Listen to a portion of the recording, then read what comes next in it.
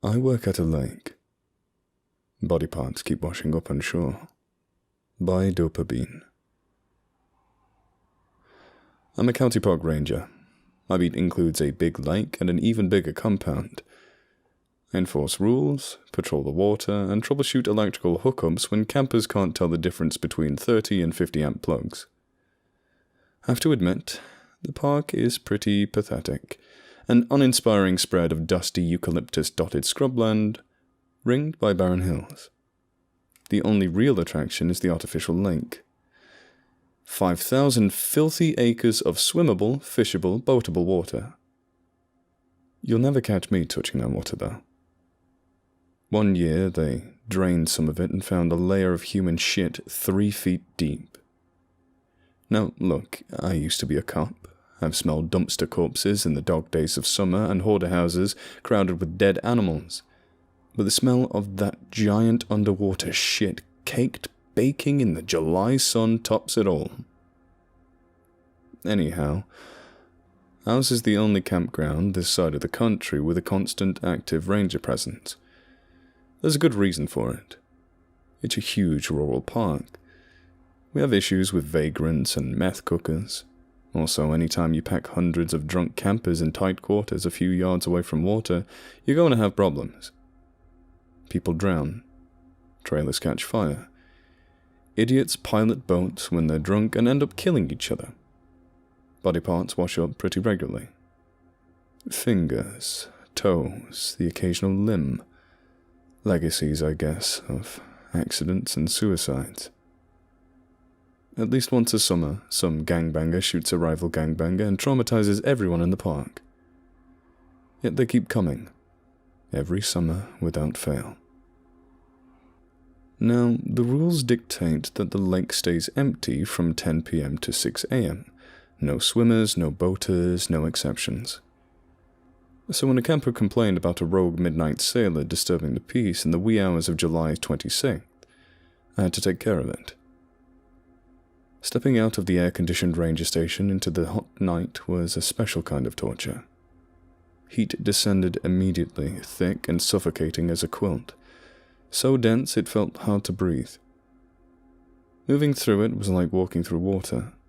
I could almost see it. Veils of soft red and bruised purple shimmering just past the boundary of human perception. It was a little better out on the water. Still dispiritingly hot, but thinner somehow. Breathable. I steered the patrol boat past the dock and circled the perimeter. It took a while. The lake's almost 8 square miles, and the boat's a puttering little relic of a bygone age. I shut it off periodically, listening for the telltale echo of a motor.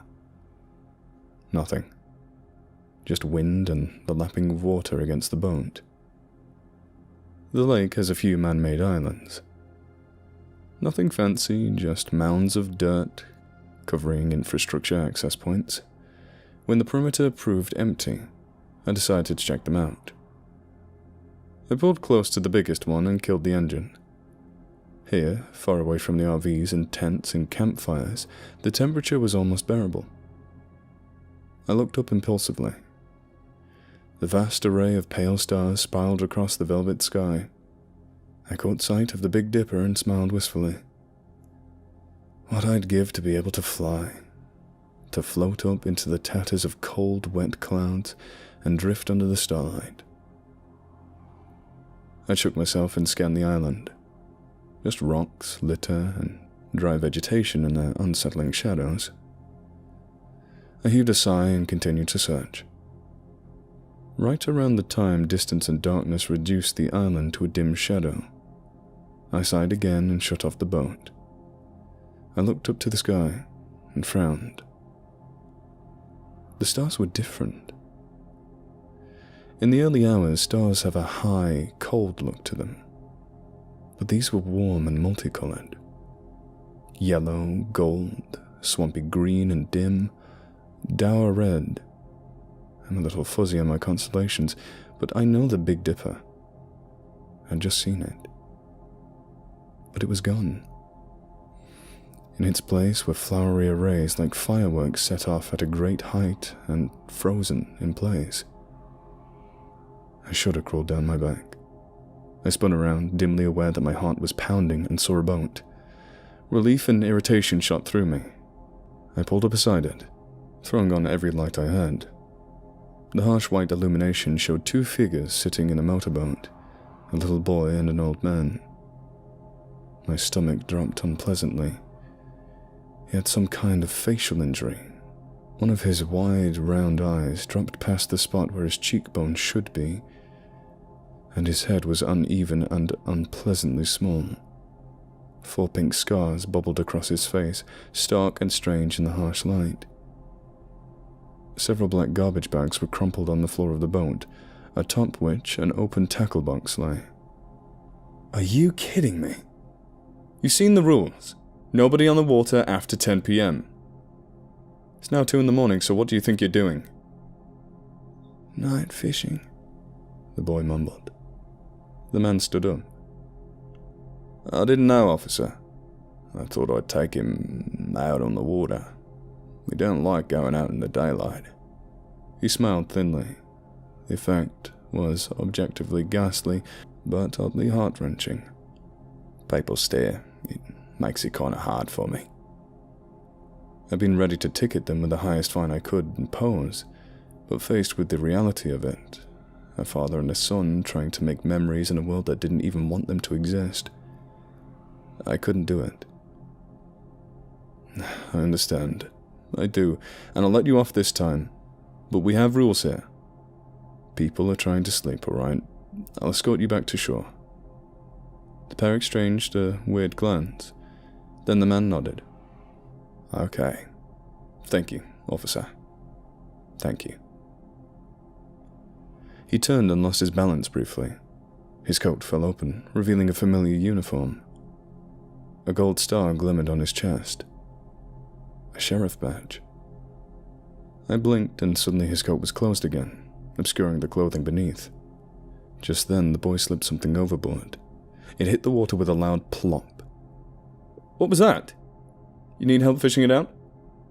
The boy shook his head, white face practically glowing.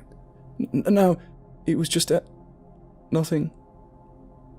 I turned my flashlight on the water and caught a glimpse of something long, ragged and pale drifting down. Blood clouded behind it like a watercolor. A human arm. My hand flew reflexively to my duty belt. Hold still, don't you goddamn move. At that moment, something huge and white erupted from the murk, slithering alongside the motorboat. An enormous ribbon of moonlight cutting through the water like a phantom. I watched, stunned, as the ribbon caught the arm and began to eat it. What is that? I barely recognized my own voice. What the hell? What are you people doing? The man licked his lips and tried to give me another smile. It defies nature as we know it. If we feed it, it stays small. If we don't feed it, it grows. He was trembling, I noticed. Trembling so hard his coat fluttered. We can't let it grow anymore. It's already pulling the other world through to ours. Like thread through a needle. When it gets enough thread, it'll start making stitches. I looked up at the sky again. Firework constellations pulsing in 1,000 colors that were too warm and far too strange. Then that long, eerie wraith whipped at my boat, hitting it with enough force to make me lose my balance. I fell against the railing as the creature surfaced. Don't look! But it was too late. I caught a glimpse of an awful face, predatory yet strangely unformed, with hollow eyes and a gaping, yawning mouth spiked with warm, pulsing lights like stars. I closed my eyes and prayed as the boat creaked and the water lapped. After a long time, the boy squeaked. It's full. We can go now. He didn't need to tell me twice. About halfway across the lake, I heard a rumble of a motor and looked back. The man, the boy, and the little motorboat were behind me. The man gave me an encouraging smile. I looked away and shuddered. Then, heart pounding so heavily I felt ill, I turned to the sky. The stars were as they should be, pale and cold, arranged in familiar constellations. There was the Big Dipper, shining down like an old friend. I breathed a sigh of relief as I approached the shore. Ever since that night, I've been telling myself that I had a nightmare, or even a hallucination. Maybe I'm ill, too ill to be a ranger, too ill to have any job. But something happened a few days later. Something I can't get out of my mind. Something that scares me more than I've ever been in my life. On July 28th, a little girl found a leg on the shore of my lake. No one knows where it came from. The stories are flying all around the country. It was a suicide. It must belong to a girl who's been missing for a few months. It's just related to a tragic accident. The authorities won't drain the lake to look for the rest of the body. They say it's impossible, that 5,000 acres is just too much, even to look into a potential murder. The thing is, they emptied it a while ago just to clean up some shit. They obviously can drain the lake if they want to. But maybe they know better than to try.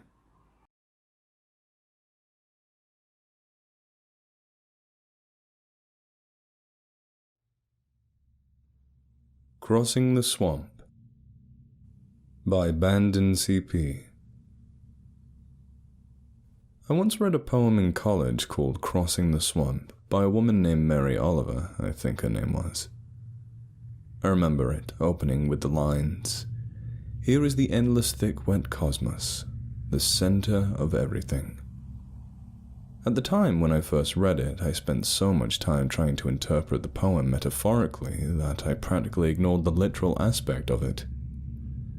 I never actually took the time to just sit back and imagine myself in the literal shoes of the narrator. I never actually pondered what it would be like to wade endlessly through a literal swamp, surrounded and swallowed by endless bog. For here it is, the forever, an infinite mess of phantasmagoric cypress trees beckoning me with their drooping bug-infested Spanish moss, long, snake-like, yet oddly snakeless vines grabbing at me to simultaneously pull me out of the knee-deep water and push me under, where my waterlogged, fuzzy carcass could be absorbed by trees oversaturated with hot, sticky amber sap, pulled down further by the porous mud that I must walk through, pulled down into a mire. And even though I conquered one mire, I don't think I can conquer this one, because sometimes it's the literal things that defeat you. I hear a twig snap and turn to see a fleeting figure flickering through the trees. At first I'm frightened, but then I tell myself that it was probably just a deer, even though I haven't seen a single animal yet, besides the gnats and mosquitoes. So instead of allowing myself to be frightened by it, I decide to carry onward, to focus on getting out of this swamp, to treat these mysterious cuts in my abdomen whose origins escape me. In fact, I don't even remember how I got here in the first place. But one thing at a time. Right now I need to focus on getting out alive before I bleed to death. I trudge on for a few more moments before I hear another twig snap behind me. And as I turn towards it, I see another elusive figure, and then another twig snaps, then another, and yet another. Soon I am surrounded by snapping twigs and fleeting figures racing around me in a dizzying swirl, and no matter how quickly I swivel my head, I cannot catch a decent glimpse of these figures. They get faster and faster, creating a blurred whirlwind around me, and the snapping of twigs is rising into a cacophonous uproar accompanied by wailing sobs from the figures, getting louder and louder and louder, until silence. Complete and utter silence. Everything is still. No water stirs, no breeze blows, and no twig snaps. To my left, a cluster of reeds rustle, thrusting up an explosion of gnats, and I see the shape of a person walking towards me through the reeds. I hold my breath, scared that it might be someone dangerous, someone who specifically did something to hurt me recently, though I don't know who. But the person who comes stumbling out of the reeds isn't the stranger who escapes my memory. No, it's a person I remember very well and love very much, but who has changed horribly beyond belief. The person who stands before me is my nephew who I raised as if he were my own, the nephew that I loved with all my heart, the nephew who broke my heart, the nephew who died more than 2 years ago. He gurgles hoarsely through a mouthful of thick amber tree sap that dribbles down his chin. We stare at each other in shock, him taking in my muddied and bloody appearance, and I taking in his dusty brown, shriveled skin, his lipless mouth, his soiled suit, his skeletal frame, and his empty eye sockets that ooze putrescent black liquid. Is that really you? He asks, voice taut and cracked from death. I slowly nod my head in combined mute horror and refreshed heartbreak. His shriveled head shakes sadly as his gnarled, bony fingers unbutton the now dirty suit that he was buried in. The white button-down shirt is stained black and red, and as he solemnly pulls back the shirt, black-red fluid squirts out of the bullet hole in his abdomen. Fluid that is a horrifying mixture of liquid rot and fresh blood, trickling down his legs and tainting the water around him. "Why do you show me this?" I whisper tearfully, easily heard over the strangely silent swamp. "I know what happened to you. I know what that man did to you." "Don't blame him," he moans, spitting tree sap out of his mouth as he talks. "Don't blame him." "But he shot you and left you to die," I say, slowly shaking my head in disbelief, not so much at his words, but at his presence itself. At this, his head snaps suddenly off his neck, and his hands catch it before it can fall into the sickly water. "Don't blame him," he repeats, sap oozing out of the opening where his neck used to be attached. "Please, please don't blame him. God knows I don't." "How can I not blame him?" I sob. "He took away the closest thing I had to a son, and because of him, I had to watch, powerless, as you slipped further and further away." "No," he answers. "I was there the whole time. The only thing slipping away was my humanity." "No, don't say that. You weren't there. You were unresponsive in a coma because you hit your head in the concrete."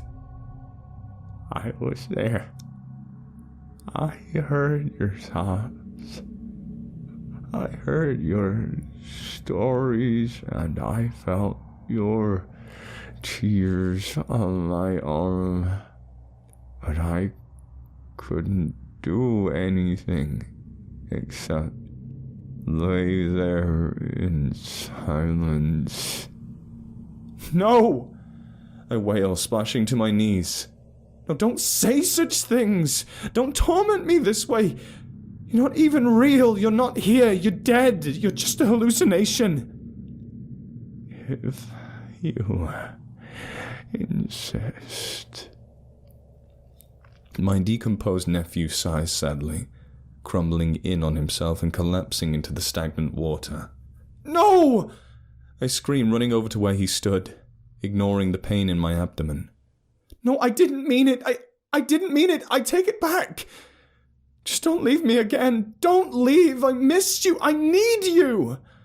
Please, come back. I'm begging you. I crouch over to feel for his remains in the water, but collapse from the pain and dizziness. I painfully drag myself out and crawl towards a sap-soaked tree and curl up against its sticky trunk, bawling like a little girl. Like a little girl who just lost everything all over again. Eventually, after I stop crying, I reapply the mud over my wounds to slow the bleeding, though I know that it guarantees infection.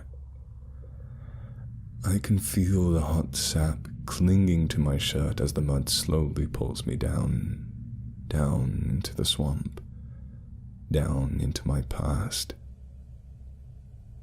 Back when I first heard that my sister and her husband had been shot in a break-in, back to when I took in my orphan 6-year-old nephew after nobody else would take him.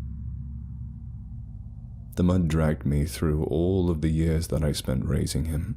Years that, until a few minutes ago, I'd managed to put behind me.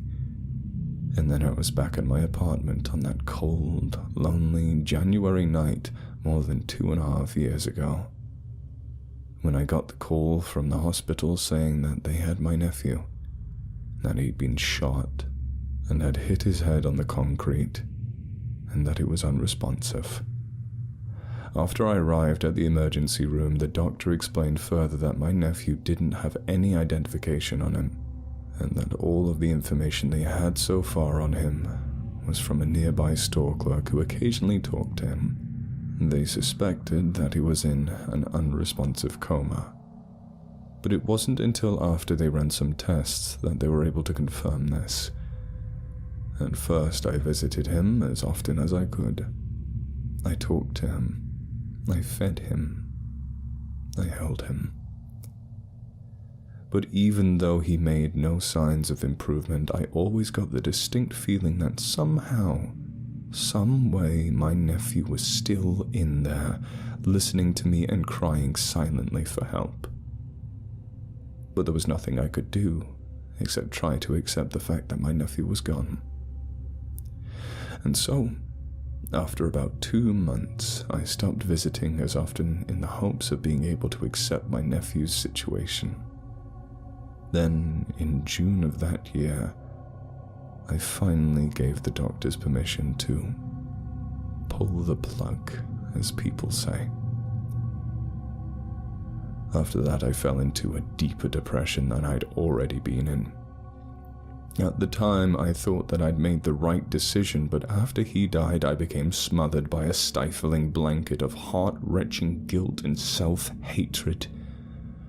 All I could think about night and day was whether or not I did the right thing for my nephew.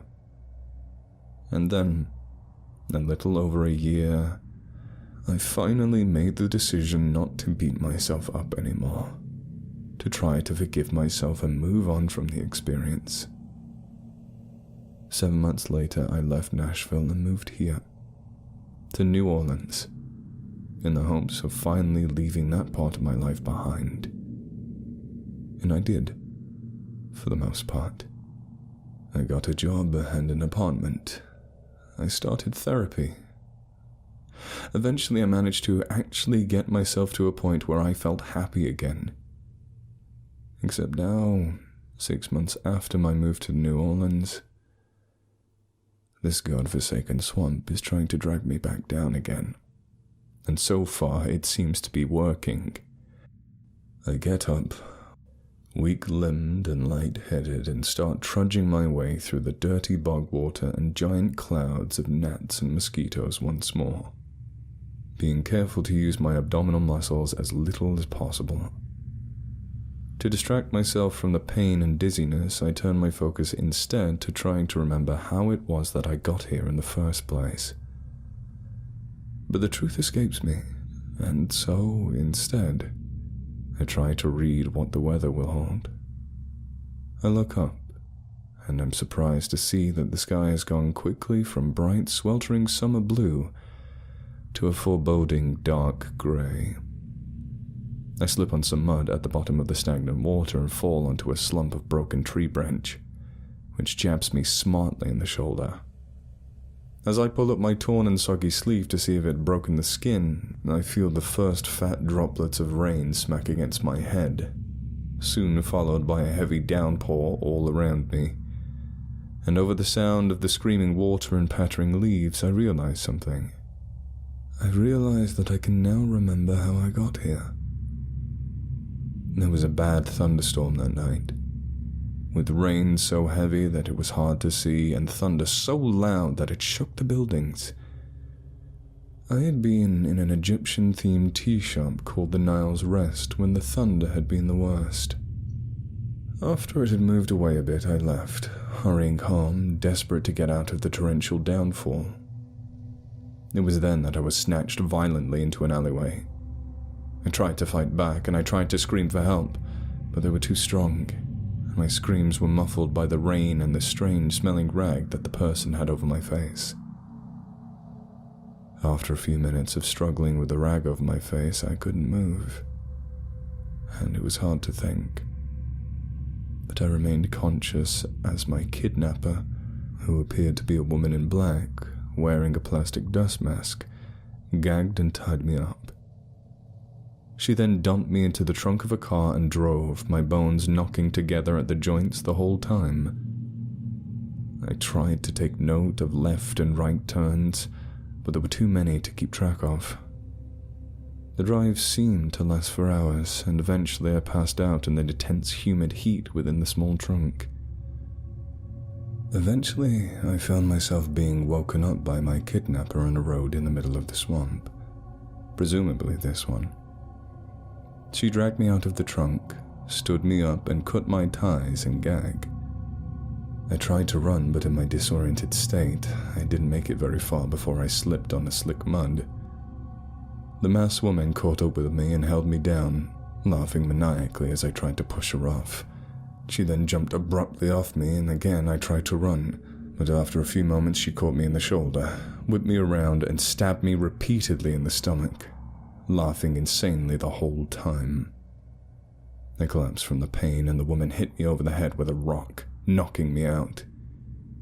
Then, what I think was this morning, I woke up half buried in mud in the middle of the swamp, eyes stinging from the bright morning sun glaring at me through a break in the overhead foliage. I dug myself out of the mud, muscles stiff, head pounding, and abdomen throbbing. I lifted my shirt to see that the wound from the knife had been somewhat clogged by the mud. However, they were still bleeding pretty heavily despite this, so I applied some more mud and started making my way through this bloated bog, surrounded by silence and an odd absence of any animal life. Exhausted and miserable, I now continue onward, hoping by some slim chance I chose the right direction to walk in, can find my way out of this swamp before it kills me.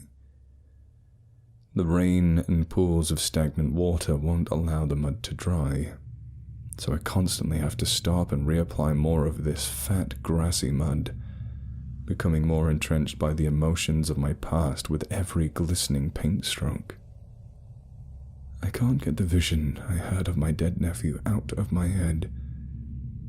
He was my all, my everything.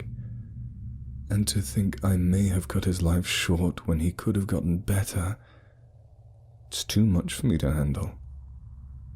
I love my nephew like a parent would love their own son.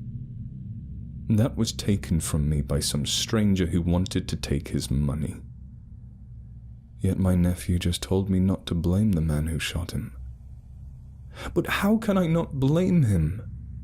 He took away the only family I had that I was still close to, and I can't ever get them back. Not only that, but I had to watch the person I love most in the world, someone who by all natural rights should have outlived me, lie unresponsive in a coma. But now he says he was there the whole time. listening and thinking and feeling, but powerless to do anything about it. And now that means that I ended his life for no reason. That he was conscious the whole time, and that the doctors were wrong, and that I ultimately killed my nephew. If I can't forgive the man that shot him, then how could I possibly now forgive myself? But I must move on. Though I'm exhausted, dizzy, and in pain, I must keep going. I must get out of this nightmare of a swamp whilst I still can. Only then can I figure out what to do with my life now that I know what I've done. But I'm weak and thirsty. But I know I can't drink the water here. I'm feeling increasingly more dizzy, and my breathing has become significantly more rapid within the last 2 minutes. I gently lift up my shirt to see that all of the mud has been washed away, and that blood is pouring out like the Nile River. Vaguely, I know that I must cover it up with mud to mend myself like Isis mended Osiris. That I must gather the mud like Sobek the crocodile god gathered Osiris's body. I bend down to scoop it, my head a cycle of the moon around my body, but the world swirls around me and I am sent sprawling onto the ground, face up to the cosmos beyond. I'm not sure where I am exactly, whether in Cairo or Giza, or even somewhere else, but I do know that the seasonal monsoon seems to be spinning around me, and that the heavy water stings my face. I close my eyes to the world, to wait for the season to end, for whatever comes next. Is that you? I open up my weary, mud-soaked eyes, and what unprecedented sight I find. That the rain has gone and the wind now sighs, while in his throne is Amun-Ra benign. Auntie, my nephew beckons, now restored. Come with us to be together once more. I look down to see my love, heart now moored, standing next to Sobek from Nile lore. God of healing, to heal my broken heart, blessings of Osiris, a new fresh start. Up I stand, and firm is the ground I feel, the water dried by Sobek's holy grace. The rain goes on, but there's a set rain seal here round, so it may not taint our place. And my beloved dear holds out his hand, and so I take it joyfully in pace, towards whatever comes from time's swift sand. My nephew smiles at my saddened face, and now in our hearts Sobek breathes, and he makes the swamp a place of leaves.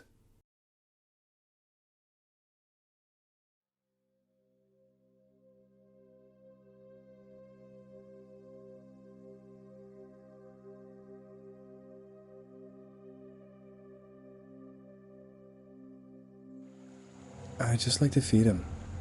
Sometimes, when nobody's around, she whispered. But you can't tell anybody.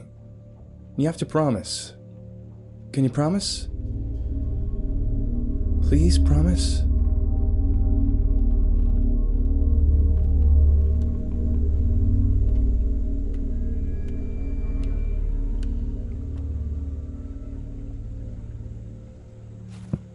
I was only 7 years old when my foster sister first introduced me to the swamp thing.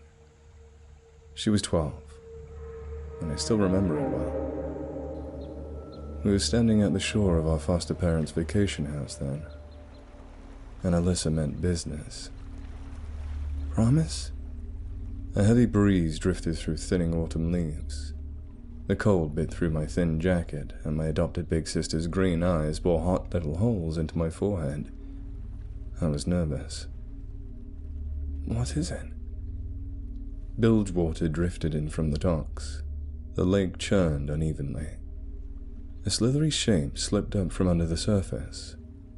It looked big, but I could only see its scales. It is a he, and he has a name. I met him yesterday. What does he eat? Meat. How do you know? Because he doesn't eat my broccoli. I nodded and looked over my shoulder. My adopted mother paced about the kitchen back inside. My adopted father shouted to her from the deck. The former was making dinner whilst the latter watched the kids, with a pack of menthols, a das boot full of beer, and a heaving patio chair at the ready. They were talking about the weather, or school, and something, and they weren't paying much attention to us kids. I stole some leftover deli meat from the counter, and I took some of Bruiser and Bully's leftover bones. She tossed the piece of turkey into the water. Swamp Thing will pretty much eat anything I can find. It just has to be meat. You can't. Stealing's wrong. The bait disappeared under the water with a soft suckle. Stealing is nothing compared to what I go through here. I didn't know what she meant then. I was too young to understand the situation in that house. And so I changed the subject to something that made her happy again. Is Swamp Thing like a person? Can he talk? I was joking. I was hoping Alyssa would let slip with a serious tone and rub my head or some shit. But she just smiled. It was a creepy, shit-eating smile. The type that, in retrospect, suggested something far more sinister than the friendly neighborhood fish. If my new sister wanted to scare me that afternoon, she definitely succeeded. Of course he can talk. The water splashed at that moment and I jumped back. I asked if she was serious. But Alyssa just laughed. Really? Mom and Dad can never know. You have to promise. Why? Because he wants to wait for the storm. Why? She smiled again, ignoring my question. Promise? I didn't know what to say. I was new here. She wasn't. All I wanted was a family to call my own. All I had to do was play along. Okay, promise. Alyssa threw a couple more pieces of meat into the lake. The water rippled lazily for a moment. Then it grew still. I wanted to see the Swamp Thing. Even if it terrified me, I knew I should see it. Maybe she was just messing with me. Maybe it was all a prank. Maybe it was just a fish. But the dogs wouldn't stop barking, and our dad started to get suspicious, so my foster sister led me back inside the cabin. Dinner passed unceremoniously. We ate dinner through my foster father's bad jokes and my foster mother's uncomfortable silences. Dad prattled on about the storm. It would snow this weekend. The lake would freeze. We needed to bring in the boat. We needed to have wood for a fire. And we needed to make sure to enjoy our outdoor time whilst we could. Because we would be trapped for days, if the Weather Channel could be trusted. We may not even make it home before the holiday weekend ended. We better be thankful for the generator, he reminded my mother with a chuckle. And Mom wryly nodded at all the right cues. But she wasn't really listening. She never really did. Snow fell throughout the early evening and into the night. The power line that connected our cabin to the local town's grid shorted sometime around 7. The generator failed sometime around 8. Dad got drunk and angry and fell asleep around 9. The rest of us spent the last few hours before bedtime playing board games under candlelight. In a heated game of Monopoly, Alyssa won, mostly because she bought up all the houses and all the lucky tiles. Mum let us stay up late, finishing the last few rounds, and then we went to bed. I fell asleep to the creaking sounds of the storm, mixed in with my new family's snoring. I woke up to the crack of a rusted hinge downstairs. The paranoia of a little kid stuck in a foreign place grew in my mind moment by moment. I laid awake and waited for the familiar shuffle of my mother, or the awkward gait of my father, or the hurried scurry of my sister. But the door shut quietly with a soft click of the lock. Heavy and wet footsteps marched their way into the kitchen. I sat up on pins and needles and tried to keep my very breath from sounding in any usual way. Somebody else was inside. The refrigerator opened and closed. The cabinets tapped softly against their stoppers. The footsteps turned and headed towards the living room. They passed by the jewelry and decorations on full display in their cabinets. They passed up any opportunities any normal burglar would have taken. They proceeded up the stairs slowly, one by one, as if taking in the view. And then they stopped. Water dripped onto the fresh wood floors. My foster father stirred. My foster mother whispered something beside him. I couldn't hear what they were saying, but they seemed to understand that something was going on. Dad sat up. Bruiser let out a single bark, then a whimper. And then the next few seconds passed suddenly. My parents jumped out of bed. The door to their bedroom flew open and shut. There was a brief struggle. Dad grunted. Mum let slip a single shrill shriek. But the fight ended just as soon as it started, with a thud to the floor and a single slam against the wooden nightstand. The house grew quiet, and then the visitor started to eat. The sound was nauseating. A soft moan filled the halls. I could hear my foster parents' flesh buckling under razor-sharp teeth. I could hear limbs breaking from torsos. I could hear bones shattering like toothpicks. The intruder smacked its lips like a fat man at a buffet, gorging itself on bone, blood, sinew, and every inch of meat in between. It chewed and ripped at the clothing before spitting it out like stale gum. It slurped down blood and bile like a slushy. The dogs growled sheepishly from somewhere in the corner of the room, but they stayed hidden and unobtrusive, trying desperately to appear as a non-threat, and I cowered in my room trying to do the same. For a moment it was quiet. Then the door to their bedroom opened again. Water continued to drip onto the floor. I hopped out of bed and hid under it as quickly and quietly as possible. I knew hiding was cowardly. I knew Alyssa could be in trouble. But I was a kid. I couldn't do anything but hide. The door to my sister's room opened slowly. Her bed creaked. I waited for the monster to attack her, too. I waited for the scream. But it never came. A familiar shuffle of footsteps echoed off the walls. An excited burst of giggles filled the halls. I couldn't understand why, and so I cowered in place all the same. Alyssa paused outside my door. "You can't tell anybody," she whispered into my room. "Promise?" Water continued to drip onto the floor. "Promise?" The dogs growled, but they didn't attack. "I promise." She thanked me and rushed to the staircase before sprinting down it. The creature soon followed suit. Their footsteps retreated down in unison. They shuffled through the kitchen. The front door opened and shut. And then they were gone. I waited for a moment. Then I went to my window. It was hard to see. The yard was covered in snow. Wind whipped it back and forth in a blizzard-like frenzy. But a porch light cast two shadows on the grass just by the edge of the lake. One was small and wearing pink pajama pants.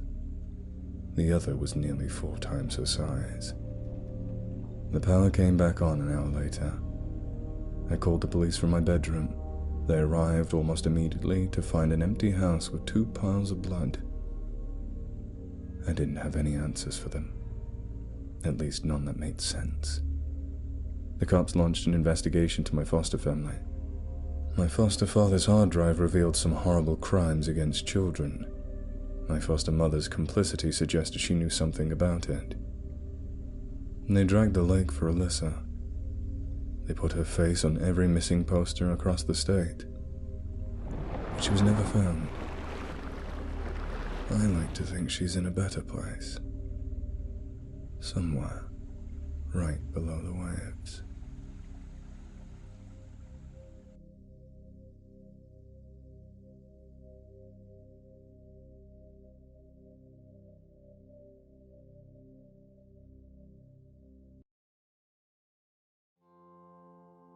John was here. By first breath one. My buddy John is going to die tomorrow. He doesn't want to make it a big thing. I got some beer. Mike bought cigars. There are 5 fishing poles lined up in the back of my truck, one for each of us. The plan is to go down to the lake and see what the spot's got. One last time. This little story you're writing about tonight. Make it in the prison tents, alright? Like I'm still here, reading it with you. Even if I'm not. I tell him that's fine. I'll figure it out later. Not too much about the disease, please. I think cancer has gotten enough conversation out of me. I tell him that's okay too. We drive. A cool breeze slices through the open window. Highway lights begin to fade. I turn right and stay straight on Fullerton Avenue. I snag the roundabout next to the government offices, and then we're there. The old neighborhood. The place where we met. The place where we grew up. And now the place where we'll say goodbye. We park. The houses on the block are all different, but there's still something similar in the air. Almost like you can taste the feeling. Mrs. Walker's dinners. Tom's mom's cookies. Before we could drive, before we could even ride bikes down to the corner store without permission from our parents. Everything was so much simpler back then. We always had some place to go. The lake was home. You remember the bench? John asks. The big one. I did. I do. Somebody's left it at the curb. Busted half to shit. You dragged that hunk of marble 2 miles just so we could sit in front of the water and fish. You could have helped. We made it, didn't we? We did. Look at us now. 30 years later. Still friends. We get out. The streetlights are all dimmed. Darkness paints shadows of abandoned toys in once familiar front yards. John corrals the tackle. I grab the drinks. My dad used to say beer should be heavy on the way in and light on the way out. He passed away some years back. I yearn for the past so damn bad, and at the same time understand it's truly gone. When are the boys coming? John asks. They should be here already. All of them? Yes. Alright. Are you alright? No. We walk. The path to the lake takes us out of the neighborhood and down into the valley. We march over a set of railroad tracks. On the other side is a steep rock hill. John huffs and puffs, but takes the hurdle like a champ. We land on a soft embankment that leads right up to the lake. We smack the dust off our jeans. We look up. The guys are waiting for us. Hey! Mike rushes forward first. The big brute wraps our small friend in a bear hug. He's crying. He pulls back in embarrassment before grabbing a fishing pole. I'm honored to be here for you. Danny's next. He leans forward and whispers something meaningful into John's ear. The two of them share a silent stare. Dan backs off and disappears down the path. Thank you. Jeff is last. He looks around the group. He pauses. He sighs. I don't understand why you're not at the hospital. Dude, I'm just saying. You look fine to me. Do you have the best doctors? Are they sure this thing is fatal? How are you even walking right now? You can't just give up and croak. Modern medicine is incredible. Who's going to pull your plug anyway? John nods through it all. He takes a deep breath and waits for him to finish. Then he responds. I get it. You're thinking crazy. But the truth is, this is the end of my life. The doctors know it. Specialists know it. The specialist fucking attorney knows it. I know it. I could probably spend a few more weeks hooked up to machines, but... He hesitates. What's the point, man? Really, if I'm going to die, then I want it to happen like I lived, with my friends, with my brothers. You guys, you don't understand. After my parents' accident, after my uncle moved away, you were all I had left. You're my family. I slept on your couches. I ate your meals. We ran around the paths behind the lake for hours. I mean, fuck blood. Our blood is here. In the ground where we spilled it. On chicken wire and hooks and pike teeth. He smiles. And, that's the other thing. We're not going fishing. The guys are surprised. I'm sorry I lied to you. I need your help. One last time. The gentle rain peeks in between the trees. There's a legend about these woods. One that you might not have heard. A few hundred years ago, a soldier caught an infection from a wound. His unit was ambushed and the remnants retreated down the trail into a valley. This valley, they were half slaughtered and left for dead. So the enemy moved along. There were other battles to be fought against living men. These guys, they knew they were fucked, you see. They didn't exactly have backup, and each of them just took serious wounds in battle, so they were basically just waiting to die. One night near the end, the devil comes across the group. He sees 5 murderers, pillagers, gears of the war machine clinging for life. He fixes to have himself a feast. The doors of the underworld open up. All the Satan's minions pour out. The hounds get ready to eat. But the soldier's smart. He offers up a trade. He tells the devil that these men are pure men. They killed for mercy and for country, but none of them committed a crime in the eyes of God for which they haven't repented. Hell could have none of them, or it could have one. Moved by the man's bravery and tempted by its taste, Satan agreed to the deal. 1 soul in exchange for the health and wealth of the remaining 4 friends. The clock is set for midnight. The group prepares for their goodbyes, at which point a plan takes shape. You see, the soldier knows a secret or two about these woods. A story older than angels and demons alike. The water here is sacred. The trees themselves are blessed. John produces a knife. He enters into a different sort of pact. John cuts his wrist. What the fuck, man? Mike whimpers. I did not sign up for witchcraft. John smiles and slams his hand against the tree. The sap turns thick and red. The sight of it dripping down the bark makes my stomach turn. He signs his spirit over to the lake. That way there's nothing left for Satan to take. He gives his body to the leaves. That way there's nothing for the demons to eat. He gives his blood to the trees. John carves something underneath. That way it remains there forever.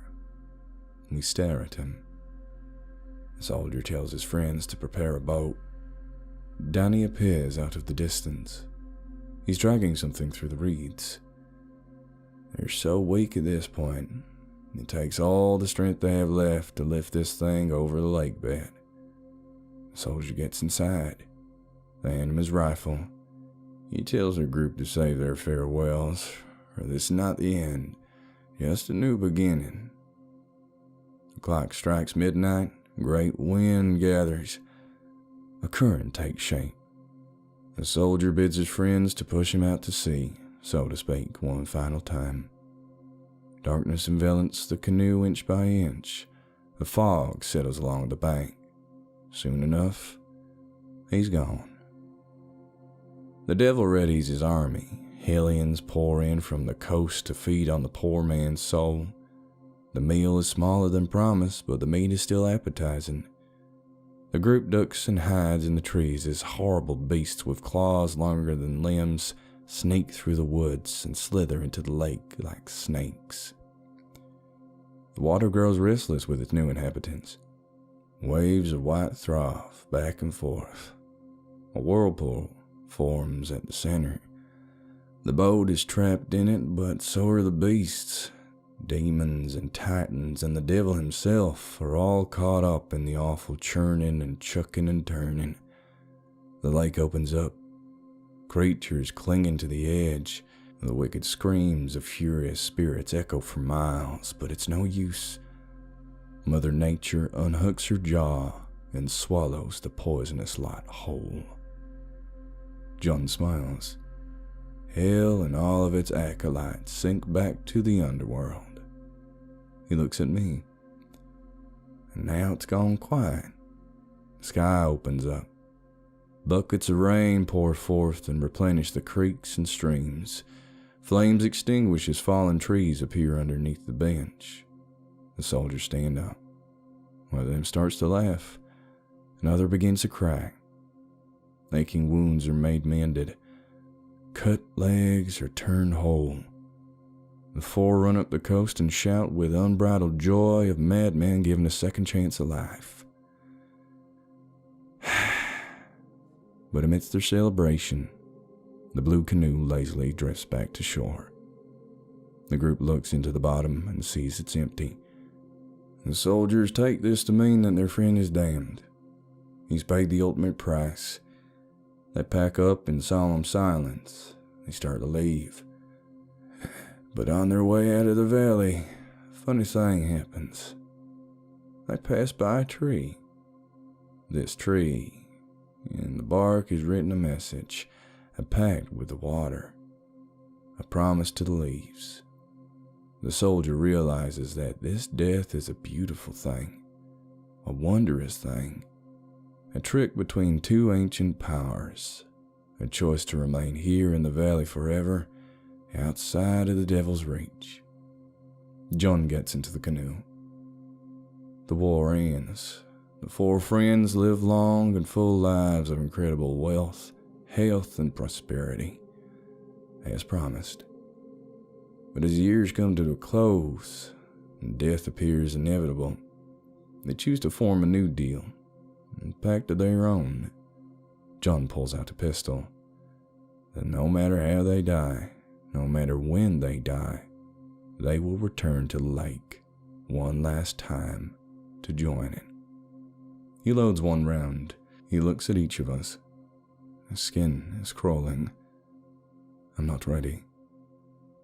Now, you know what I want you to do? We do. Okay. It's 12 o'clock. Mike is crying. Jeff is bargaining. Dan stops them. Because this isn't the end. And John doesn't want to make it a big thing. We get into the water.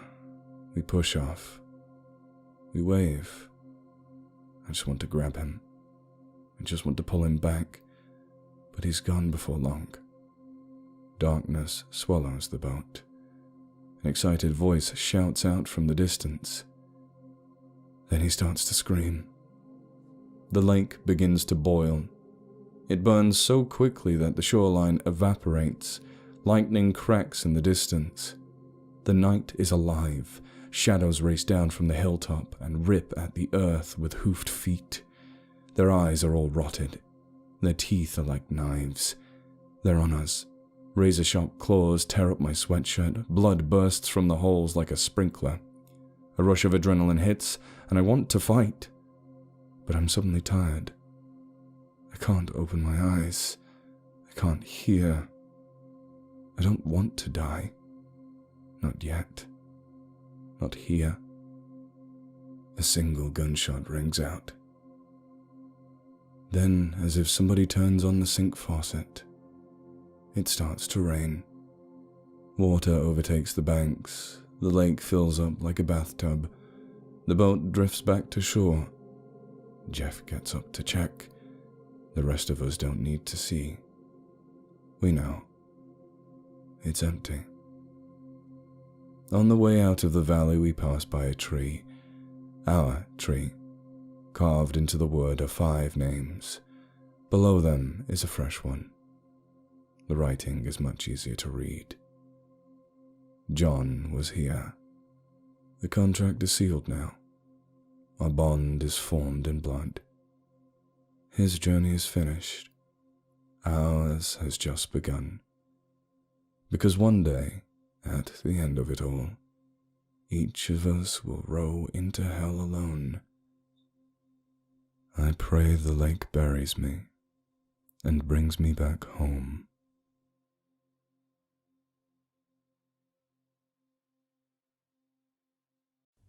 A Mission on Lake Ontario by Hopeless Night Owl. Daniel Saxon was born on the move.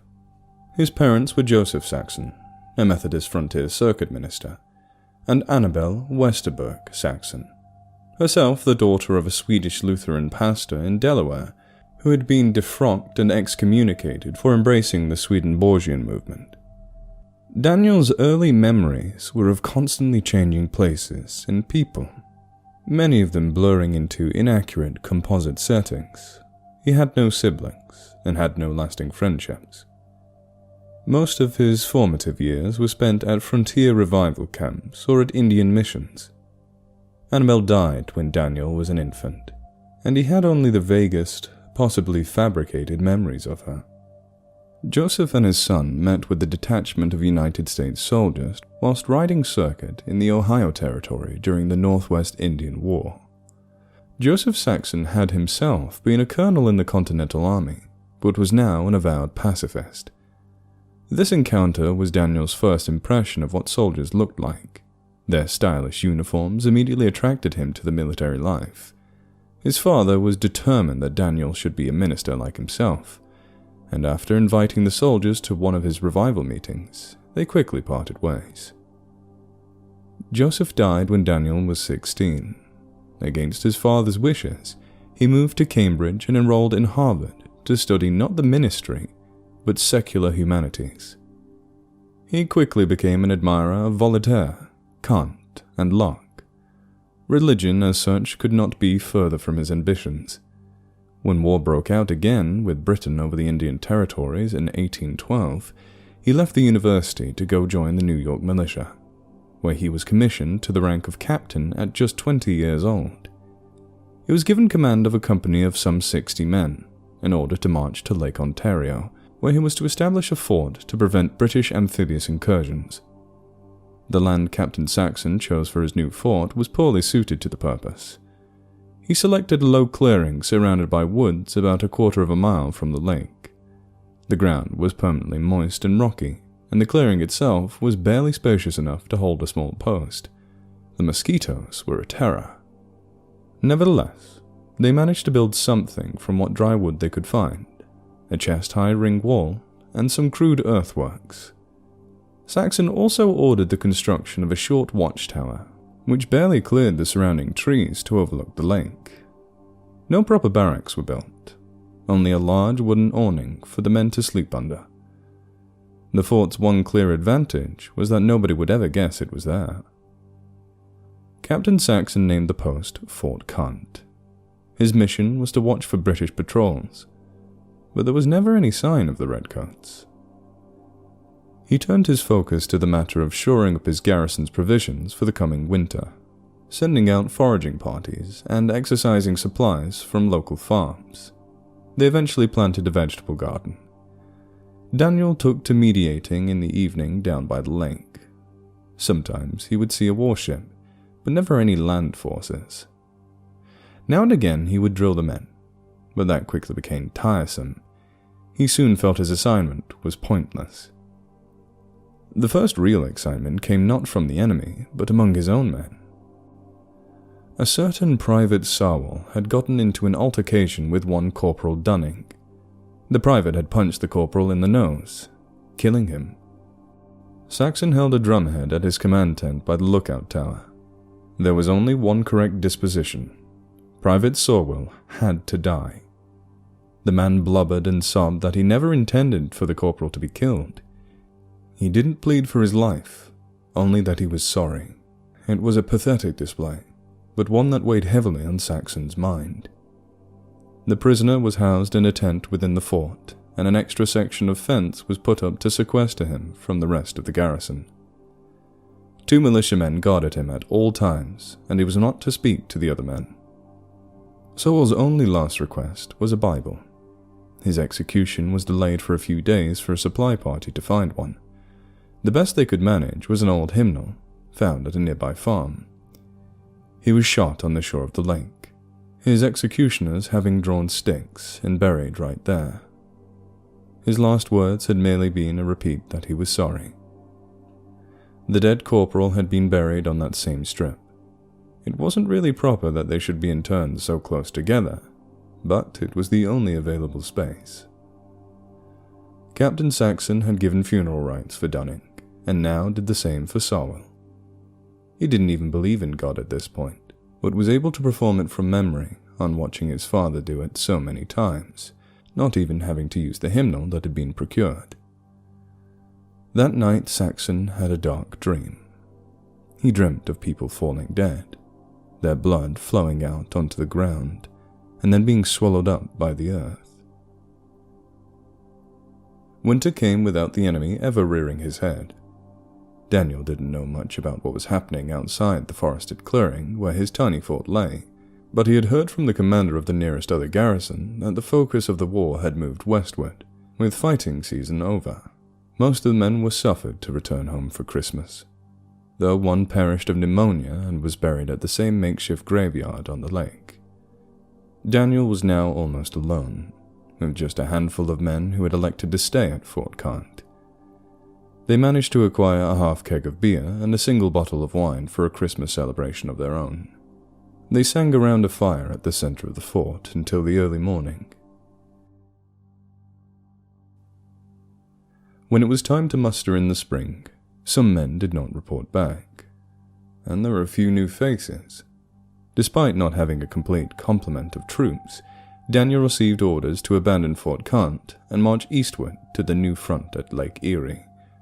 He was to join with a company of regulars where a new fort was being built. They took what supplies they could carry and buried the rest. There was no time to demolish the fort, as his orders were to depart immediately. It was on the way to his new post that Saxon had his first engagement. In the early morning, his forward patrol, consisting of 6 men, stumbled upon some British irregulars in an aspen grove. Fire was exchanged, and when the main New York force rushed in, the British retreated, melting into the encroaching darkness. 2 enemies had been killed. One was captured but let go as they did not have time to transport a prisoner. Saxon's company had lost 1 man, and 1 had been wounded. They hastily buried the 3 dead men, whilst the party was detached to find a spot to camp for the night. They recommended a low-lying pine grove, where it would be difficult for potential enemy reinforcements to find them. The needle and stick-laden ground was bloody uncomfortable, but any intruder would have a hard time approaching without being heard. It rained that night, which made further confrontation that much more unlikely. Daniel had a repetition of his dream from the night before. People dying and bleeding out on the ground, and swallowed up in a great pit. This time there was an additional detail. Everything was on fire, and smoke blanketed the sky. Having slept a few hours, they decamped just before dawn. Saxon diverted his course somewhat, but his next destination remained the same, a frontier town en route to the site of the new fort. There they would commend the wounded militiamen to the care of the townspeople, rest and resupply. When they arrived, Daniel realized he had been there before. The town was one of the many he had been with his father. In fact, the tiny local church had started as one of Joseph Saxon's missions. The company was larger than the population of the town itself. Several of the local families had taken after Joseph's pacifism and refused to house the militiamen. Daniel considered putting the town under effective martial law, but with the town being this close to the enemy, he decided it was best to be a good neighbor. Those who could not find housing camped outside in a farmer's field. The local minister was himself new to the town. Barely older than Saxon, he had been an Episcopalian rector in Boston before joining the Methodist movement. The two talked at the small-town tavern about their different life experiences when the minister asked the captain if he believed in God. Daniel lied and said he did, but only in the general sense. I know that the Indians believe in the Great Spirit who created everything. Likewise, the Jews and Mohammedans worship essentially the same God. Jefferson believes in a divine providence. I reckon that's what I believe in. I don't comprehend the need for a church or synagogue, though. The minister merely nodded. Daniel wanted to ask him if he himself believed in God, as his face left him unsure. Their conversation ended with the minister inviting Daniel to service the next day, and him declining. Some of his men did attend, and when it was finished, they formed up and began the next leg of their journey. Major Thomas Greenwald, officer of the fort currently under construction, had been waiting over a fortnight for his expected reinforcements. Neither side in the war had yet gained naval hegemony over Lake Erie, and the fort was being built in the fluid territory. If the fort was discovered, it would take but 100 British soldiers or Confederacy warriors to take it. He gazed over the lake. Not a vessel in sight, but that meant nothing.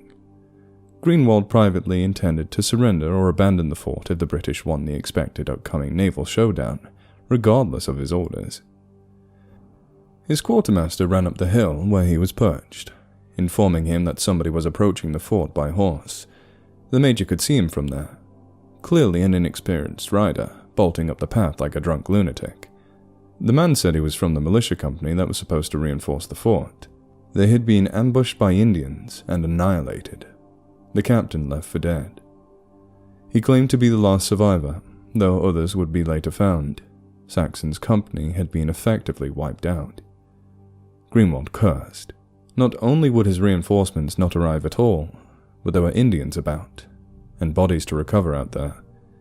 He wanted to literally shoot the messenger. Barely able to contain himself, he sent as many men as he could afford to the scene of the massacre.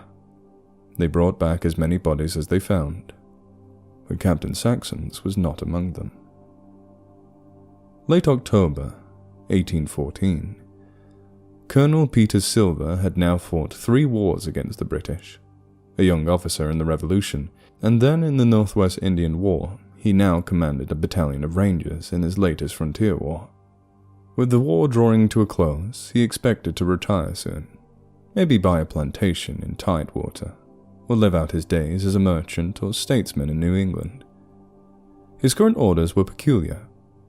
He was to deploy north to Lake Ontario, where the war had long since ended, to investigate a potential mutiny. Apparently, a former militia officer was encouraging soldiers and militiamen to desert and mass at the site of an abandoned fort. It was rumored that even some British soldiers had joined them. Upon arriving at the nearby town, they gained context. One Daniel Saxon, previously thought to have been killed in battle, was now a self-styled preacher and prophet. He claimed to have received divine visions foreshadowing the imminent end of the world, and was urging troops to abandon the war in preparation. He was said to be baptizing people in the lake in anticipation of expected next age. Silver's lieutenant, Major Bowers, had a predictable suggestion: march right up to the fort, bayonets fixed, in an overwhelming show of force. He was showing his knavery. Prior to becoming a soldier, the major had never in his life met a black man, talked to an Indian, or known a Catholic. Of course, people preparing for the end of the world sent him into alarm. For his own part, Silver had had some dealings with these frontier revivalists, and knew they were odd but for the most part harmless. They had a better plan. Send in spies to see what Daniel Saxon was all about. 2 soldiers were sent, pretending to have deserted. They stayed among the Sanctarians for 4 days before sneaking out of the camp at night. When they reported back, they had a wild story. The prophet was a highly energetic man, delivering his apocalyptic message in mesmerizing speeches that bewitched those in attendance. Even the 2 spies were enthralled. The assembly would erupt in spontaneous outbursts of foot-stomping, shouting, or yelling in what sounded like gibberish, and the 2 men could scarce resist joining in. It was like he had cast a spell over all of them. During mealtimes, there was a bizarre form of participatory prayer in which people would interject at will, and afterward they would sometimes break into small groups for silent meditation, until one would receive a revelation and share it. For Colonel Silver, these were all things that he'd heard before, but for Major Bowers and the other officers, they portended a revolution. The colonel decided to speak to Saxon himself. He arrived at the fort one Saturday, the rangers hiding about in the woods in case of an emergency. The once small clearing on which the fort lay had been widened to make room for the pilgrims. The colonel passed a number of tree stumps as he walked up the path to the site. Up in a wooden tower, he saw a man whom he presumed to be Saxon, preaching down to the assembly below. Over the chest-high wooden wall he could see people, mostly men, but a few women and children as well, packed like matches around the tower, some having to look on from outside the wall where the tents and sleeping sacks were. Some wore their army and militia uniforms, including a couple wearing red jackets. There was at least one Indian there as well, and some black folks. For his own part, the man assumed to be Saxon wore a black alb. The man in the tower wrapped up his preaching just as Silver reached the bare entryway to the fort. Despite the small size of the fort, the colonel had trouble making his way through the congregants to Saxon. He reached him at the bottom of the tower, where he was now sitting in a tent. Whatever was said between the colonel and the renegade militia captain would never be known, for something caused the rangers hiding in the autumn foliage to open fire at that point. Shooting over the low wall, they felled a number of those gathered, and as one of the few there who were armed fired back, a second volley was poured out upon them. A third was discharged at the mass of those attempting to flee. The ranger battalion well outnumbered Saxon's little mission, so whether it was their intention or not, they killed almost everyone in the fort, including Saxon and Silver. The rangers took Silver's body and buried it on the shore of the lake. They then interned the rest of the dead in a mass grave along the newly cleared path to the fort. Finally, they burned the fort and the wooden tower to the ground. Within a generation, the place would become just a legend and a failed prophecy.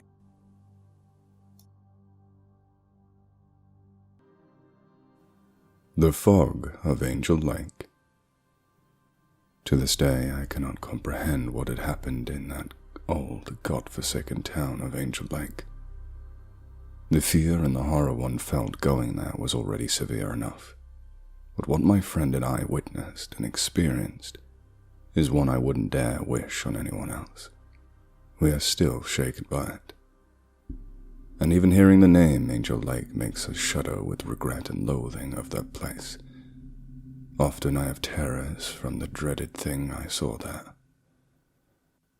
None of this had started due to some morbid curiosity or some sort of legend tripping we wanted to take part in.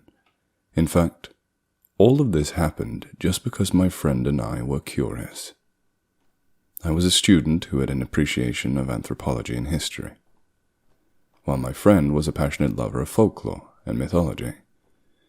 We both bounced various factoids of knowledge about what we specialized in.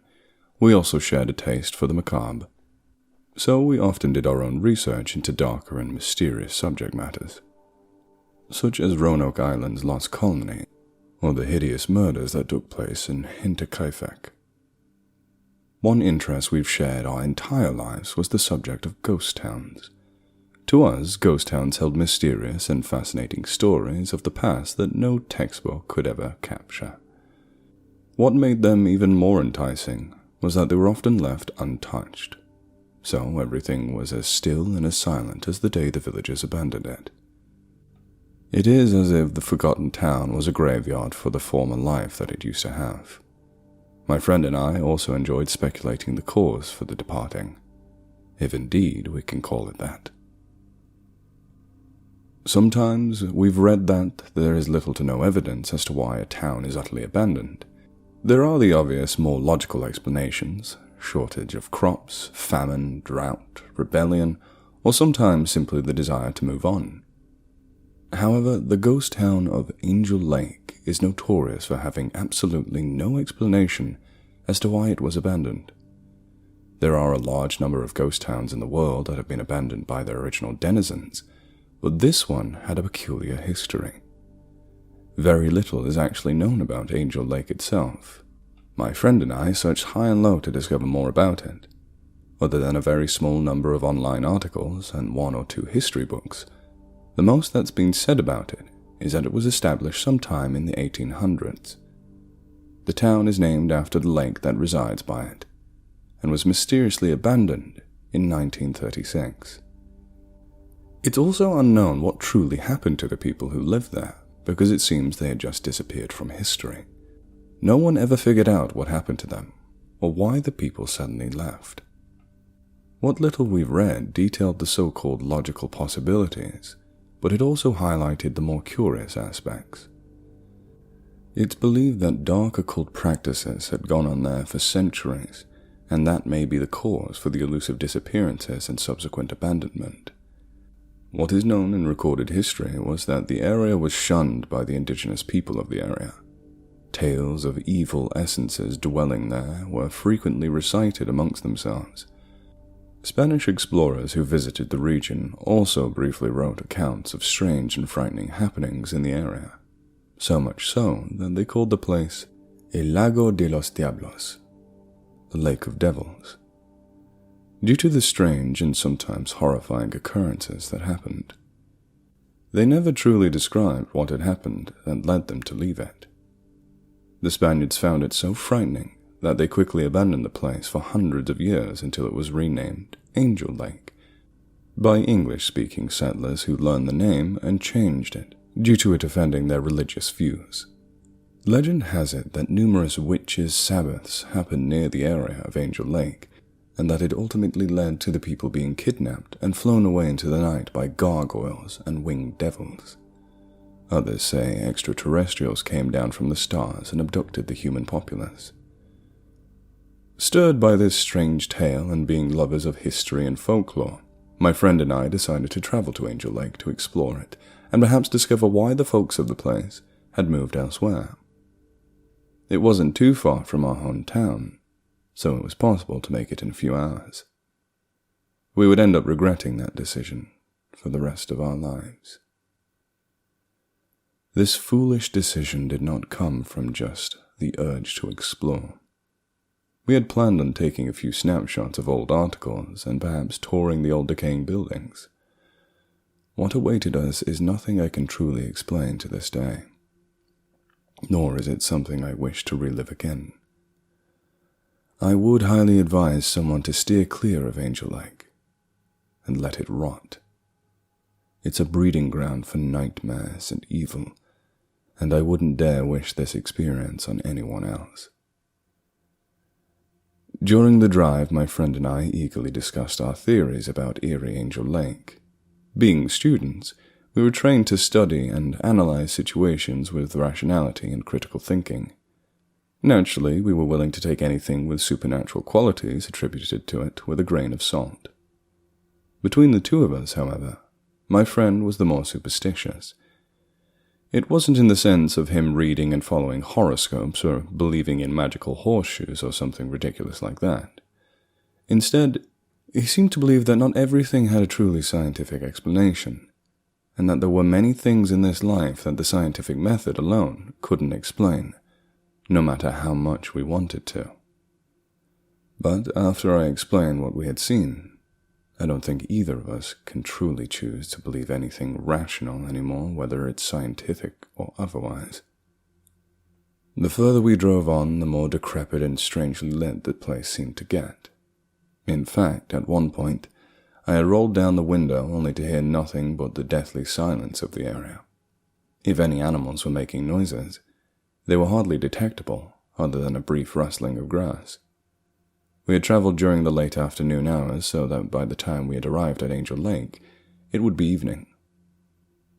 I can say now that this turned out to be our gravest mistake, along with even daring to travel to this accursed city. We did it for the sake of creating a foreboding and haunting atmosphere. But what an idiotic move.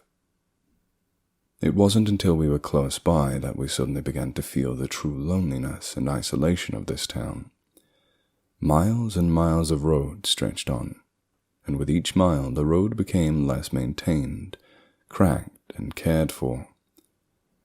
We drove past forgotten valleys and shadowy mountains, and the grass became unkempt and overgrown. Eventually we began to spot unpleasant little ancient rundown cottages here and there scattered around the now dirt roads. Our vehicle rocked violently against the bumpy and ragged path. We became excited, as a few of these old cabins appeared authentic and rustic, perhaps dating back to the 19th century. I quickly snapped a few pictures of it with my phone. These must have been folks who decided to have a simple living during the time and not to move into the industrialized portion of Angel Lake. At one point, my friend had no choice but to park the car, and we had to continue our travels on foot, seeing as the path became too difficult to traverse through by driving. The moment we shut the doors of our car, we immediately felt the atmosphere of decay. The trees, plants, and grass appeared gloomy and moist from the rain that had fallen a few days earlier, and any animals we heard around were furtively scurrying or climbing up tall, blank trunks. The ground was very muddy, and we could hear the faint twittering of unknown birds in the distance. Finally, our eyes landed on a small, dark town located at the end of this virgin forest. Originally, I thought we'd be thrilled to explore this age-old town and investigate what had happened to it. But for some reason, both my friend and I felt hesitant to step inside. As outlandish as this sounds, we felt a sort of unwanted presence emanating from it. The more we gazed at it, the more we felt slightly afraid. I did my absolute best to hide it, and I noticed my friend's fears because he was as fretful to enter as I was. He turned to me and asked if I was coming along and what I was waiting for. I lied and made up an excuse that I was simply observing the town. We both exchanged unsettled laughs and went in as if we were both untroubled. The streets were filled with old architecture and desolate houses. There were still signs from the old shops hanging up, and the residential homes still had wooden furniture on the verandas. It felt so strange to be here. Often when we walk through neighborhoods, we often expect to see the windows lit up or people walking down the road. But here, it felt so empty and forlorn. It was very unnerving to imagine what had happened to this little place to be forgotten. We knew we could go inside any of these buildings that we liked and rummage through the things they contained. But there was something curious about these houses that left us feeling fearful of them. It was as if there were things still dwelling in there, hiding in the darkness and waiting for someone to enter it.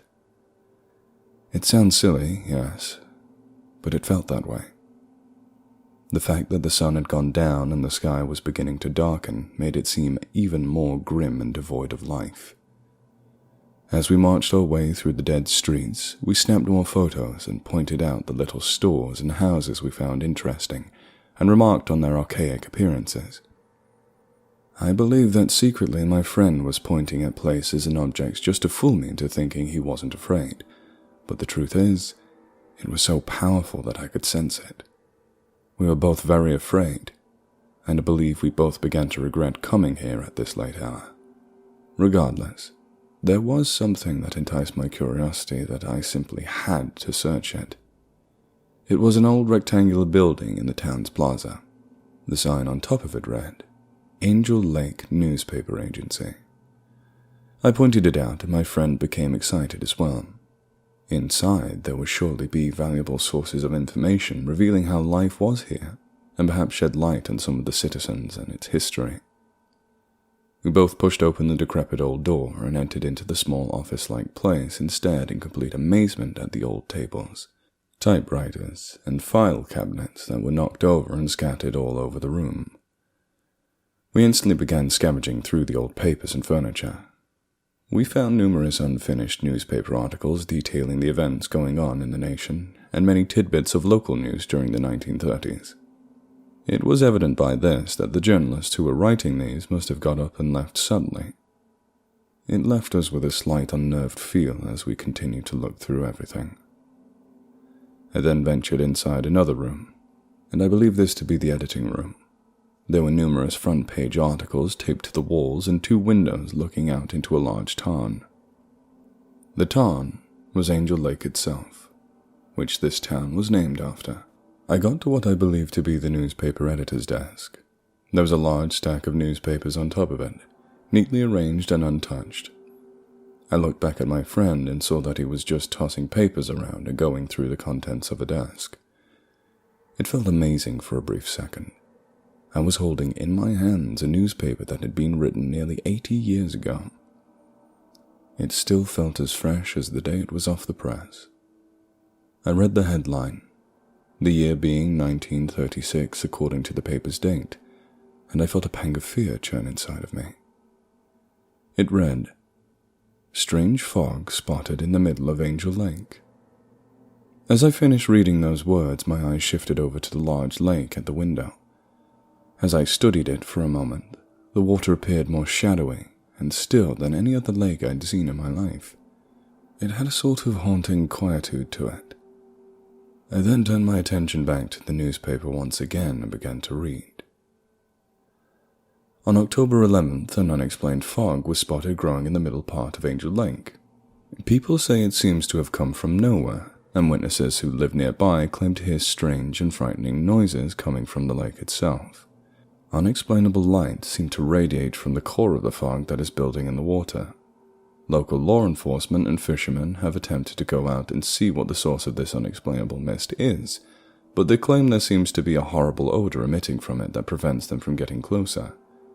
They will attempt to explore it at a later date, in which they hope that the terrible scent has subsided. This story had me captivated. As I looked down to read more of the newspaper, I realized that there were more articles of this event. Each article was dated only days later from the one I had just read, and I quickly snatched them all up in chronological order. I was both excited and unsettled by what I had just read. The next article said the following. On October 19th, the fog had nearly covered all of the lake and was reaching the shore and even extending into the neighboring woodlands. People are beginning to fear that it will enter the town itself. It seems that way as it is not receding at all, but has instead grown thicker. Citizens are complaining to the mayor and other elected officials that the awful scent has begun to disturb their everyday lives. Furthermore, people continue to claim that bizarre, multicolored strobe light effects flashing inside the mist are making them feel nervous. In the late hours of the night, they claim to hear discordant, hellish noises coming from the direction of where the fog is approaching. A public announcement has been made that the people should remain indoors until the fog has dispatched. I'm not normally one to get superstitious or frightened by something like this, especially since I knew this could have easily been a case of yellow journalism. But what made me begin to get afraid were the circumstances surrounding this old ghost town. It had become abandoned, and everything was dropped as if something suddenly happened. But what if it wasn't abandoned? What if something horrific happened here? As those thoughts filled my mind, I suddenly looked down at the newspaper I was holding and noticed my hand quivering nervously. I didn't even notice it at first, and I quickly put it down and picked up the next newspaper. This one was dated the 5th of November. The fog has still not disappeared since it was first spotted on October 19th. The city government is still uncertain of what it is and how to get rid of it. The fog has now reached Angel Lake and has begun to crawl its way onto the streets. Denizens are beginning to disappear under mysterious circumstances. People are claiming that a few of their loved ones have gone outside to stare at the mist and, as if under some sort of hypnosis, went into the foggy depths and never came out. The last thing they hear would be their loved ones let out a horrible shriek of terror, and then no trace of them would be left. The bodies of cattle, birds, and various other assorted animals are discovered dead near the deadly mist. Plants and trees are also beginning to decompose, wither away, and die when the fog approaches them. It is unknown what will be done at this time. At this point, my friend entered the editor's office, and I immediately cried out and dropped the newspaper as he called out to me. He noticed my alarming expression and my demeanor, and asked me what the matter was. Trembling, I picked up the newspapers I was holding and read them aloud to him. When I looked back at him, he was just as pale as I was. I could see the fear in his eyes, and he too appeared stricken with dread. I saw him nervously make his way over to the window, press both palms against the window pane, and stare out into the lake. I joined him there at the other window. I noticed that the trees and plants around Angel Lake appeared dead, grotesque, and lifeless. It was then that I realized that was giving the strange old town such a haunting feeling. Everything appeared barren and without life. The lake itself appeared like a lonesome, cold abyss. The more I peered at it, the more I envisioned unspeakably abominable things hidden beneath it. Was there any validity to these newspaper pieces? Was it just an elaborate hoax? They appeared so authentic. It just didn't make sense. I went back to the desk and picked up the next newspaper. Surprisingly, the newspaper appeared to be the last one that was fully completed. I read it aloud to my friend who had joined me at the desk, only now he appeared more colourless and nauseated than before. This last article was dated November 14th. The infernal mist has begun to overtake Angel Lake. The authorities have promptly begun evacuations of the town. The fog, although of unknown origin, has been considered dangerous by the town's officials. Crops have become deformed and non-edible. Animals have also grown deformed, dying as their flesh rots away. People of Angel Lake seemingly fall under some sort of inexplicable trance that lures them into the deadly fog, and do not return. It is uncertain where they go to, or if they are even alive anymore. The foul odor has been speculated to come from the mist itself, and has become completely unbearable. The fate of our town will be left unknown. I placed that nerve-shattering article back onto the table and arranged the newspapers back the way I found them, and perhaps the way they've been for decades. I suppose I did it out of respect for the original inhabitant who had done it that way. My friend and I exchanged very nervous glances at each other. Suddenly, this once scholarly and anthropological journey had turned into an ominous and weird mystery.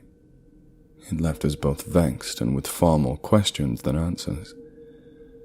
I felt myself grinding my teeth in nervousness. My thoughts were muddled with the perplexing accounts I had just read. My folklorist friend turned back to the window to gaze out into that hellish lake again, whilst I began to scan the room for more evidence as to what had happened to this ghost town. As I was searching through the desks and the ground, my eyes suddenly landed on an old typewriter at the corner of the room. It piqued my interest because it seemed to have a half-finished piece of manuscript of sorts wedged in its platen. Not wanting to touch it due to me desiring to leave everything as authentic as possible, I stood over the device and read the hardly legible text smeared on it. To my surprise and horror, it seemed to be a sort of note hastily written up by some unknown typist. It wasn't formally typed to be in the newspaper. I began to read it, and after this I began to truly feel the overwhelming essence of pure horror. The damned fog is not just vapor. It's a living thing. It is not just taking people, it is eating them. The toxic fumes are killing the flora and fauna. It has some sort of devilish power. It is overtaking Angel Lake. I leave this note here to warn anyone who is foolish enough to come here. If you are reading this, get out of Angel Lake now. You absolutely need to. If you wish to stay another moment, may God have mercy on. That was all that was written on the sheet before it abruptly stopped. I just stood there, quaking like a miserable coward at the words on the paper. I felt the slightest noise would make me jump at this point, and I was intoxicated with the dread. Then there came this horrible shriek from my friend who was still looking out at the terrible lake. The moment I heard his scream, I stood frozen there with absolute paralyzing fear. I had never felt such a horrible coldness stop every part of my body. Even my breath felt restricted. I heard him calling my name repeatedly and frantically, and the tone in his voice sounded as if he were ready to start sobbing hysterically. I managed to break out of that grip of extreme fear, and I sprinted over to my friend and demanded to know what was wrong. All he did, with a terrified expression on his face, was point his finger towards the lake. Before I even looked, I had the feeling of just wheeling around and running out of this demonic town as fast as possible. With the horror beginning to take a hold of me, I stared out of that window, and I observed the most bizarre and unexplainable phenomenon. I don't think I've ever read or seen footage of something like this. Instead of being fascinated by it, it filled me with a putrid dreading and loathing as I recalled the frightening accounts in the newspaper articles and that final message. It appeared like a milky white fog was beginning to swirl over the tarn's water, but it moved unlike any sort of mist I'd ever seen. It seemed to slither like a giant snake, as if searching for something or some other horrible thing. But what gave this fog a most terrible and bizarre quality was the eerie shifting of colors flashing vehemently inside of it. It was like multicolored lightning, shining furiously inside of a storm cloud. The fog seemed to be crawling towards the shoreline at a rapid pace, as if it were intentionally doing it. I just stared at it, mindlessly and wide-eyed. I couldn't figure out if I was too fascinated or too petrified to move a muscle. All I remember was my friend screaming something at me, and I instinctively whirled around and ran alongside him, tripping over what I formerly thought were treasures of this old town. I kicked aside old furniture and forcibly shoved open doors. As we ran outside, nightfall had already arrived, but what added even more fear to this already horrible situation was that in the air there was a noxious, vomit-inducing odor that I had never smelt before. The scent was enough to make me cough and gasp and my eyes water. I covered my face with my sleeve, but even that wasn't enough to block out the grotesque scent. Behind us, strange strobe-like lights began to flash intensely and somewhat menacingly, as if it had located us and had a purpose of catching up to us. This encouraged my friend and I to sprint even faster, and it was near the exit of Angel Lake that we began to hear the strange guttural groaning and nerve-wracking screeching erupting from behind. They sounded like howls, but unlike anything from this earth, the sounds were enough to drive anyone mad if they heard them long enough. Just as we reached the arboreal area and finally managed to exit that witch's town, I dared to turn my head as I continued running for my life. It was there that I spotted the supernatural fog swallowing the entire town, every building from the smallest to the most lofty. I saw the nightmarish vortex of colors twisting and writhing inside of it, and for one terrifying brief second, I thought I saw a horrible, distorted giant face in that fog, as if it belonged to some sort of enormous humanoid beast, gazing at us with bulgy, unearthly eyes hungrily. Once my friend and I reached his car, we sped out of there, paying no mind to the speed limits. We drove out of there, grave and quiet from our ghoulish encounter with the unknown. I was so disturbed from that experience that we never truly did speak of Angel Lake again. Whenever a common fog rolls in, I find myself growing very afraid. I'm not sure if I'm afraid because it reminds me of the mist from that devilish lake, or because I feel that the one coming in will behave the same way. At night, as I lay there with my mind filled with horrible thoughts, I wonder if the people who inhabited Angel Lake had indeed escaped from that monstrous fog, or if it had eaten them, as that mysterious message in the typewriter had said. No one has ever come forward to claim that they had lived in Angel Lake, not even an interview. No one also has ever claimed any lineage from there either. It makes me nervously consider the possibility that perhaps the people had indeed disappeared within that fog and not fled. The thought fills me with terror and paranoia. I know I'll never live that experience down. I can only hope that no one dares disturb that horrible fog of Angel Lake ever again.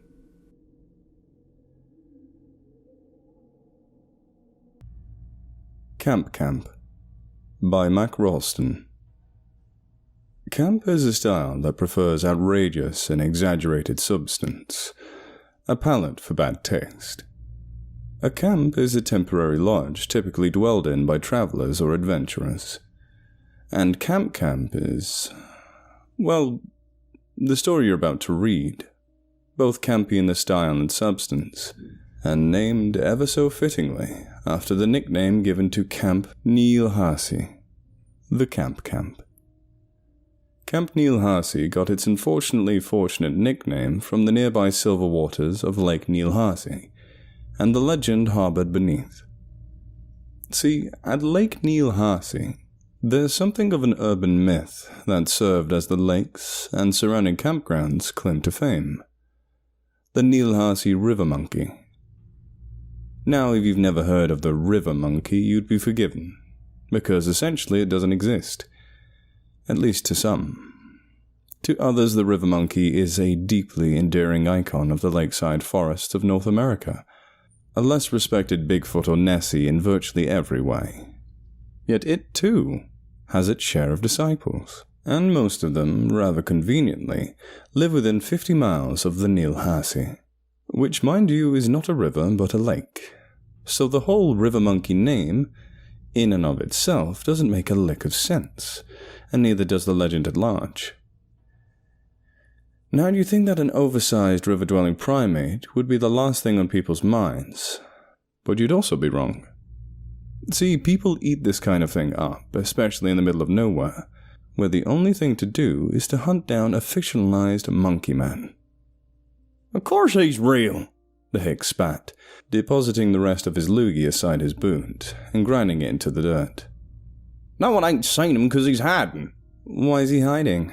Ella asked cynically, jotting an X adjacent to the two others, winning her 7th game of tic-tac-toe against herself, her only worthy opponent.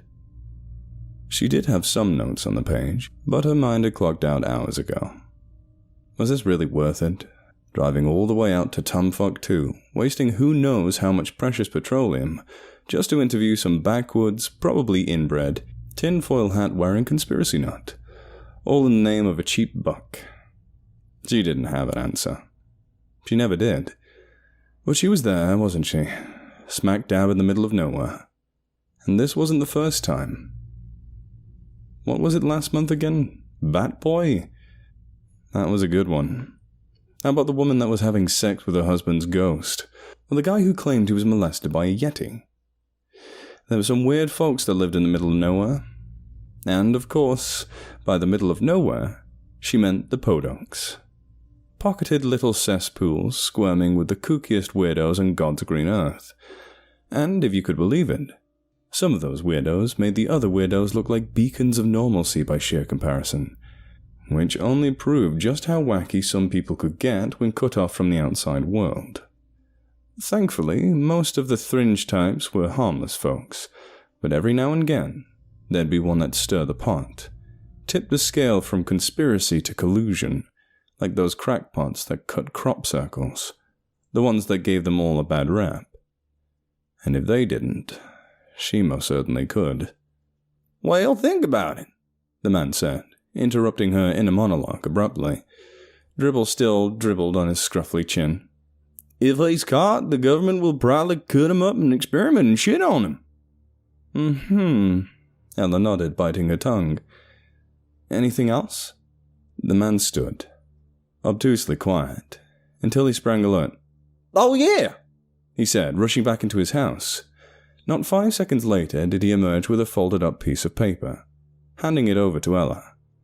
"I drew this as soon as I saw him. The police told me it wasn't evidence, but I swear he looked exactly like that." It was the most crudely drawn picture of a monkey she'd ever seen. So much so that it looked like a fourth grader would have laughed at it. She couldn't help but crack a grin, one that only widened when she noticed the same faded print on the man's wife-beater. He must have noticed her eyesight as he, too, looked down at the scribbling on his shirt, and smiled a toothy grin. "You like it?" he asked, eyes wide. "Old Neil Hassey liked it so much that they started selling it on t-shirts. I make royalties now." "Where do they sell it?" "The gift shop. I got some extras if you want one." "What size is you?" the man asked, looking down at the woman's blouse and embarrassedly twitching back to eye contact with a nervous smile. "I'm good, thanks. That'll be all." Ella nodded with a click of her tongue and pen. Of all the podunks she had traversed in her travels, this one was the podunkiest. Ella and her brand new Lincoln Continental, now in need of a fresh wash, stuck out like a sore thumb amidst the vast array of dilapidated houses and shacks that aligned the dirt road leading to her undesirable destination, Camp Neil Hassey, which was a place that should have only been visited by middle schoolers with an undeveloped brain. Yet, the good old downtown tattletale insisted that Ella Lancaster drive her sweet ass 1,000 miles into the boonies to milk yet another tragedy, all in the name of exploitation. It was a young boy this time, 13-year-old Cody Hodgson, and unlike the guy that got fondled by the abominable snowman, this kid wasn't able to book an interview, because he went missing. She could see the cover now. Young camper snatched by river monkey. Not the kind of thing the parents probably wanted to read, but according to the charts, 20 or so odd million subscribers did. The approaching fork in the road picked at the question feasting on her mind. Continue on or go home? The fast lane back the way she came was right there, after all. But if she chose it, she could kiss that overdue promotion goodbye. But maybe she didn't want it. It was the sleaziest tabloid in town, after all. Not exactly a career she saw herself in. But it paid the bills. So, with an internal release, she let her foot off the brake and traveled onward. It was the dog days of summer for sure, but not even the dog dared to stick its snout out into the sun. Instead, it merely licked itself under the shade of an overgrown oak, wrapped in the same metal chain that drooped from its neck.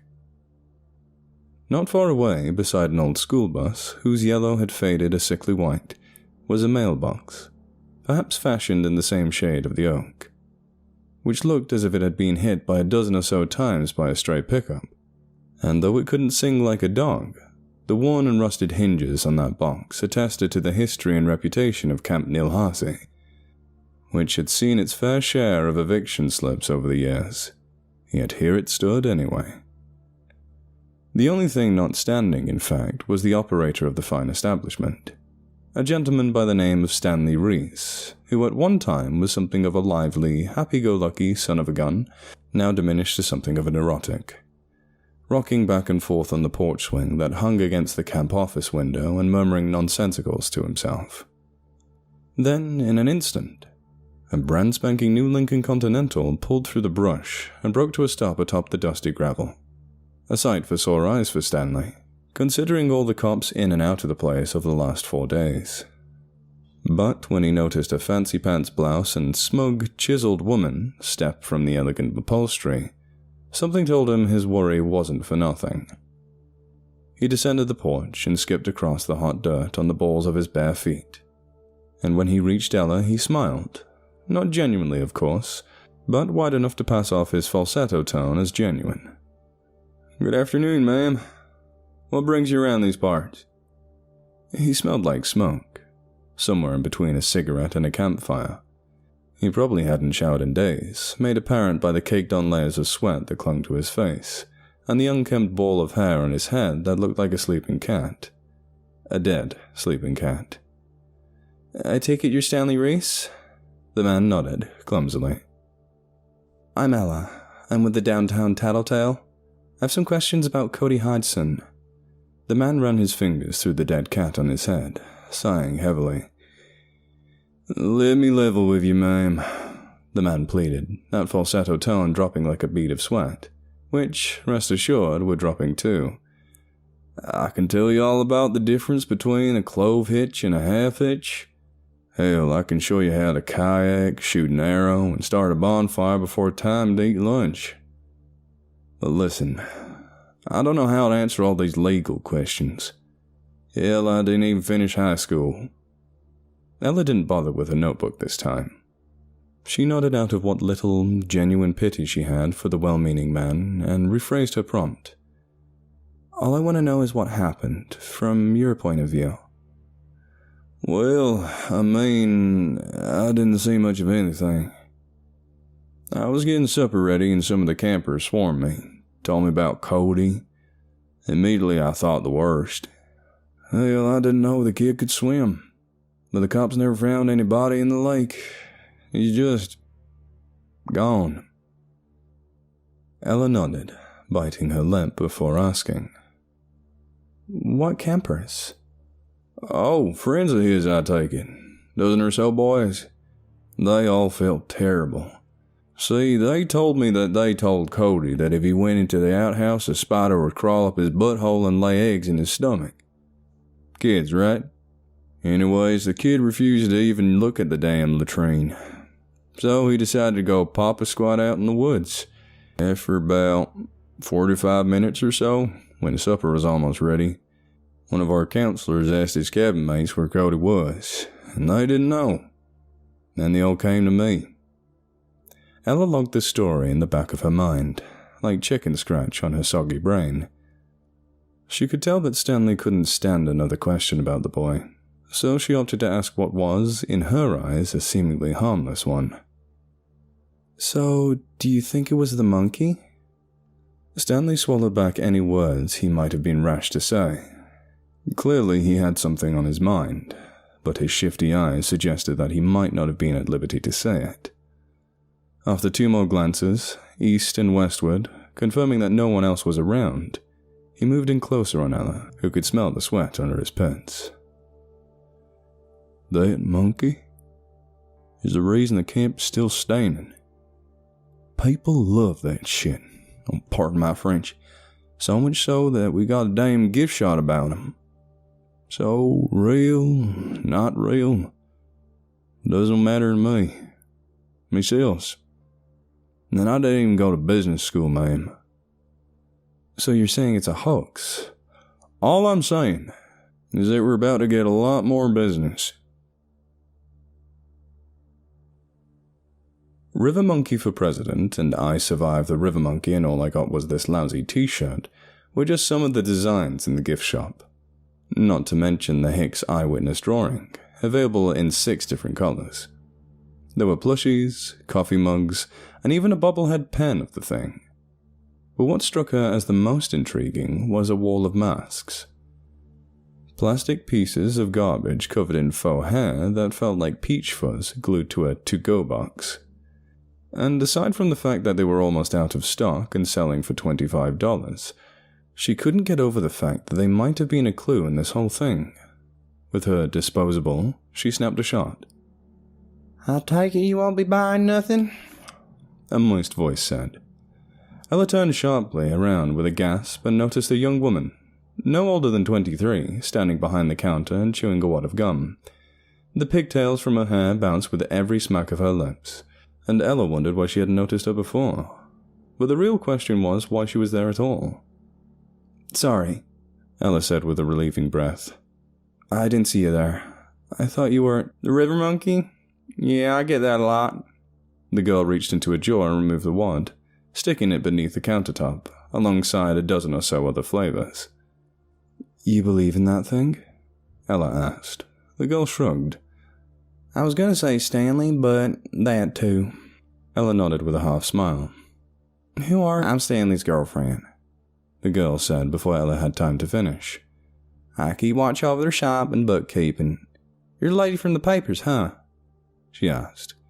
She was far too young to be Stanley's girlfriend, but it seemed like that wasn't going to stop them. Not down here.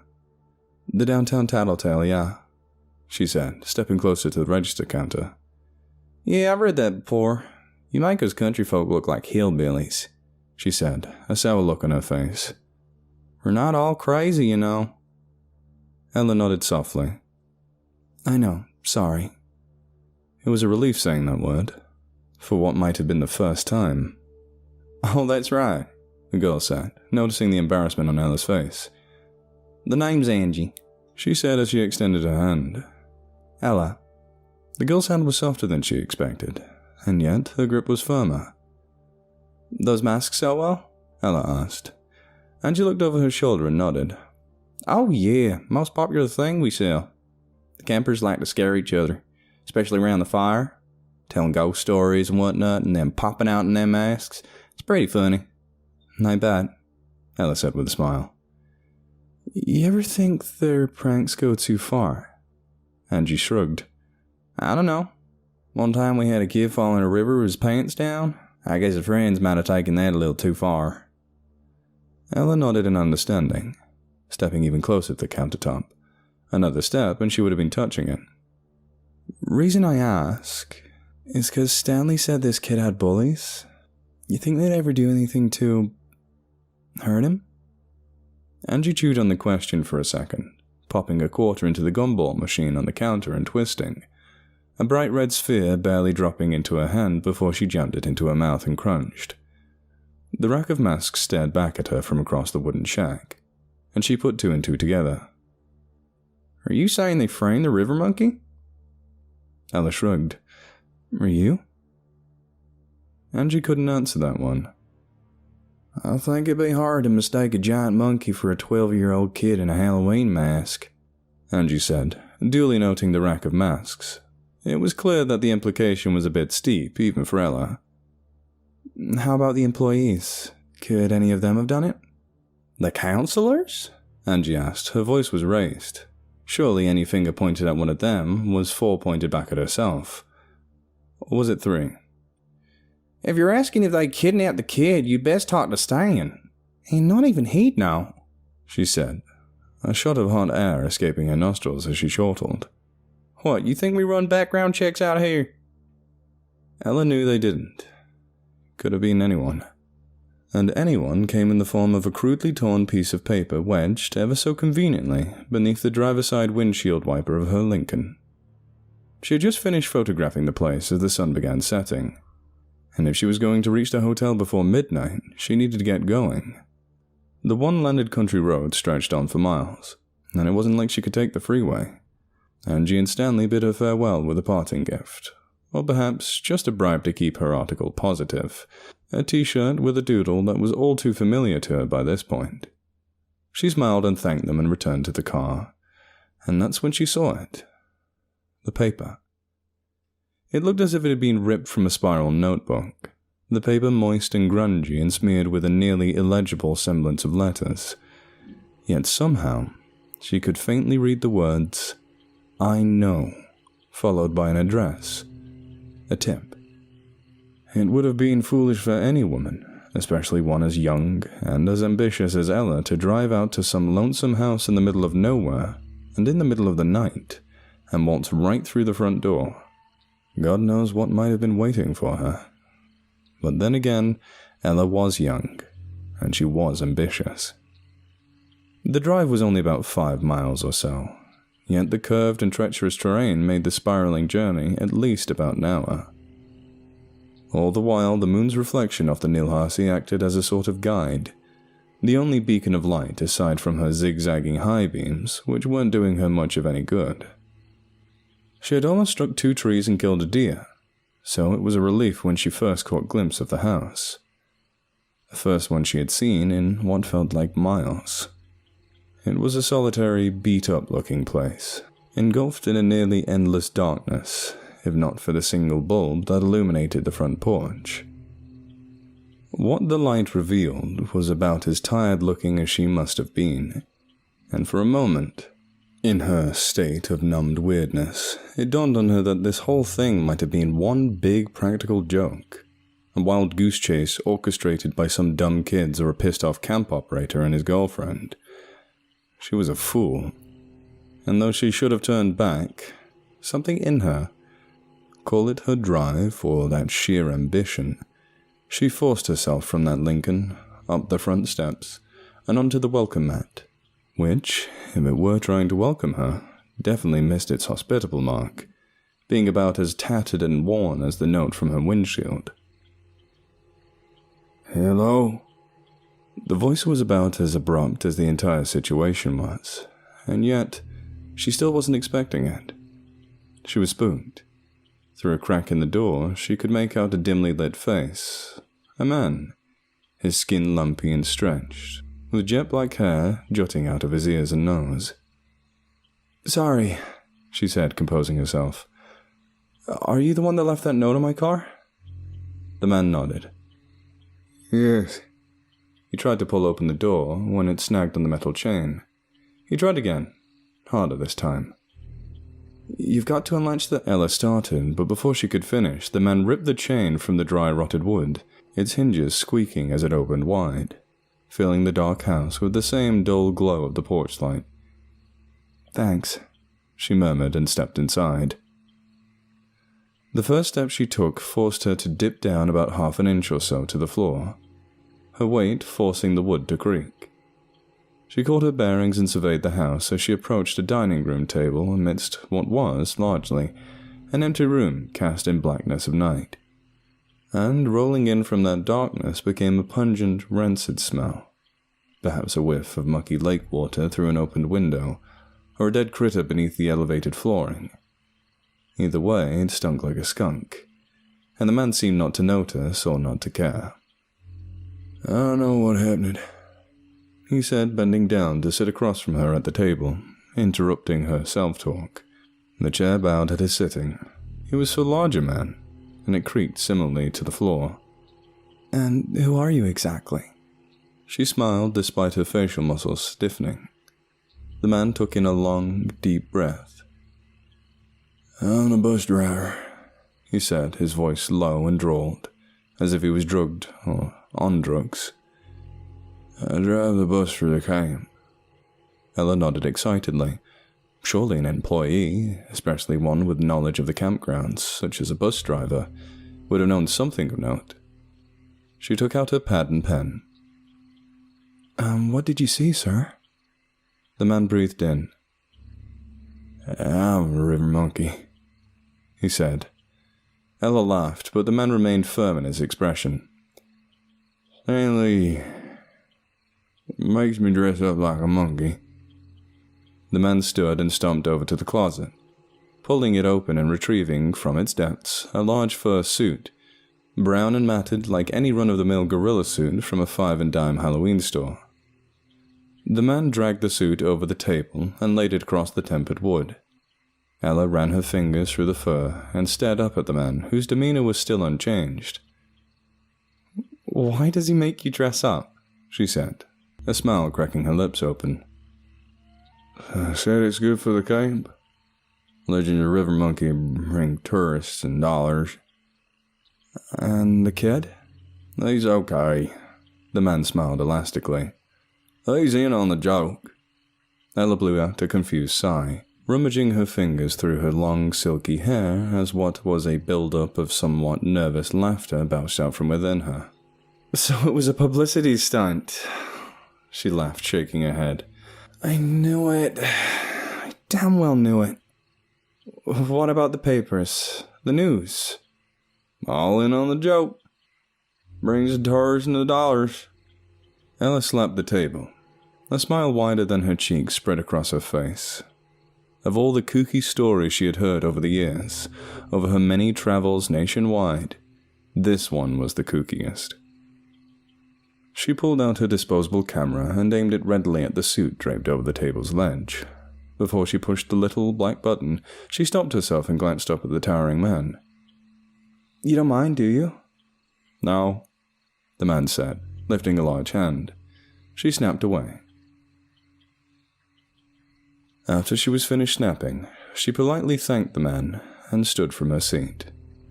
This was going to make one hell of a story, and if she could manage an interview with Cody Hodgson, it might even make the front page of the next issue, she thought. "Thank you, Mr. Bob," the man said. "Bob, thank you." Ella turned to face the door when the long road ahead dawned on her. It'd be hours before she reached the hotel.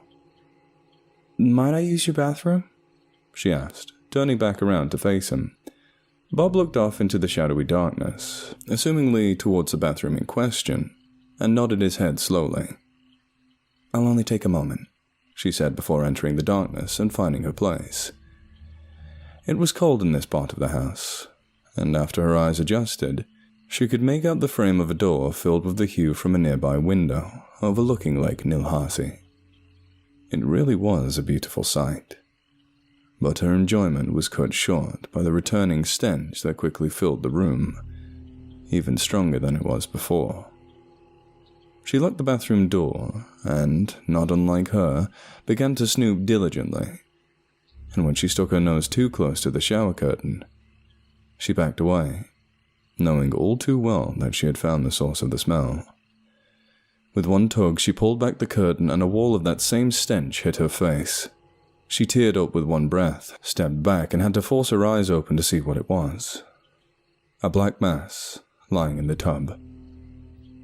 It was a body. That of a shriveled, eaten-away young boy. Cody Hodgson, no doubt. Before a moment to process, there was a thud at the door, a jingling of the handle, before Bob's voice, muted and monotone, pushed through from the other side. "Open the door," he said. The handle jingled again. "What the hell is this?" Ella screamed. Bob didn't answer, and after a deafening silent moment, there was another loud thud from the other side of the door. "Open the door," the voice said. It was Bob's voice, but it was far deeper than even a moment before. Ella didn't respond. She had already shuffled along the bathroom wall to the window, trying to pry the rusted metal open, and wouldn't budge. The handle began jiggling faster, the thuds ramping into a succession of loud, heavy bangs. "Open! Open! Open!" The voice screeched. It was deep and booming. It no longer sounded human, as if Bob was completely replaced by something awful, an animal. The repeated lone word from the voice began to lose all semblance of meaning, as though the voice itself didn't even know what it was trying to say. The handle kept spastically shaking until it flew off the hinges, falling to the floor and rattling. Then suddenly, two long, hairy fingers poked through the hole where the handle once sat and scraped at the wood violently. When they made little progress, they retreated, and the hole was instead filled with the nostrils of something, huffing deeply through the small opening. The noises it made were panicked and shrill, like that of a tortured chimpanzee. Ella screamed, thrusting her pen into the brittle glass window with all of her might. 2 jabs and it cracked, 3 and it shattered, and 1 leap off the toilet, and she fell a story down and into the muddy grass below. She would have never loved the feel of mud and grass against her skin, but now it was the only thing she wanted to feel. Relief. She jumped to her feet and dashed for the car, not turning back. She could hear rummaging from within the house as she fled. A boost of adrenaline filled her as she turned the corner of the house and saw the Lincoln Continental, and with a final gust, she reached the car, flung the door open and jumped inside, locking it immediately. She caught her breath, but only for a moment. As she shoved the key into the ignition and turned it, the high beams flashed on, and that's when she, finally, saw it. The Nilhasi River monkey. It was halfway from the house to the lake, sprinting with all its might with its jagged stagger. It must have been 7 feet tall and covered in a mangy coat of jet black hair, and unlike the image in her head, it was lanky, Not bulky like the traditional ape she'd seen at the zoo, and at the same time, it was like the image she had seen, the ugly one the hick had drawn. It really was that ugly. In its arm it held Cody Hodgson, what was left of the boy anyway. He was hanging from its gangly hand, which nearly touched the ground, and from what she could tell, there was something else hanging off its wet fur. Skin. A type of rubbery suit fashioned from human skin, which at one point she might have called Bob. It took a final glance over to the headlights, its beady eyes glowing with the reflection of the high beams, and jumped into the gloomy water without another beat. Ella, without waiting around herself, put the car in reverse and hightailed it out of there. All she had after that were a panic attack and a couple of pictures, mostly of a run-down summer camp and a dirty old monkey suit, which wasn't exactly going to make her story any easier. The house, she'd come to find out, was abandoned, and the body of little Cody Hodgson was, as she knew it, vacated from the premises. Either in the stomach of that thing, or somewhere along the bottom of the Neil Harsey. The only thing left she had to go off of was her own testimony, which, given her track record of falsified tales, wouldn't have held up all too well either. No one would ever believe her. Not even the folks back at the downtown Tattletale, who never took any of this shit seriously anyway. And who could blame them? Who could blame her? That's at least the story they're going with at Old Camp, with variations here and there, of course. Some of the times the yarn is spun around the fire. The campers go into the gory details of how the river monkey ate her guts out. That one usually ruins most of the group's appetites for s'mores. Or some of the times, fueled by her lust for that promotion of hers, Ella becomes the river monkey herself. A clever little plot twist for a bunch of middle schoolers, don't you think? The truth of the matter, if such a thing even exists for such a ridiculous, campy story, is that we'll never truly know. We either listen to the witness of a pathological liar, a greedy summer camp, a handful of conspiracy theorists, or a bunch of middle schoolers. Funny. That's exactly how the river monkey would have liked it.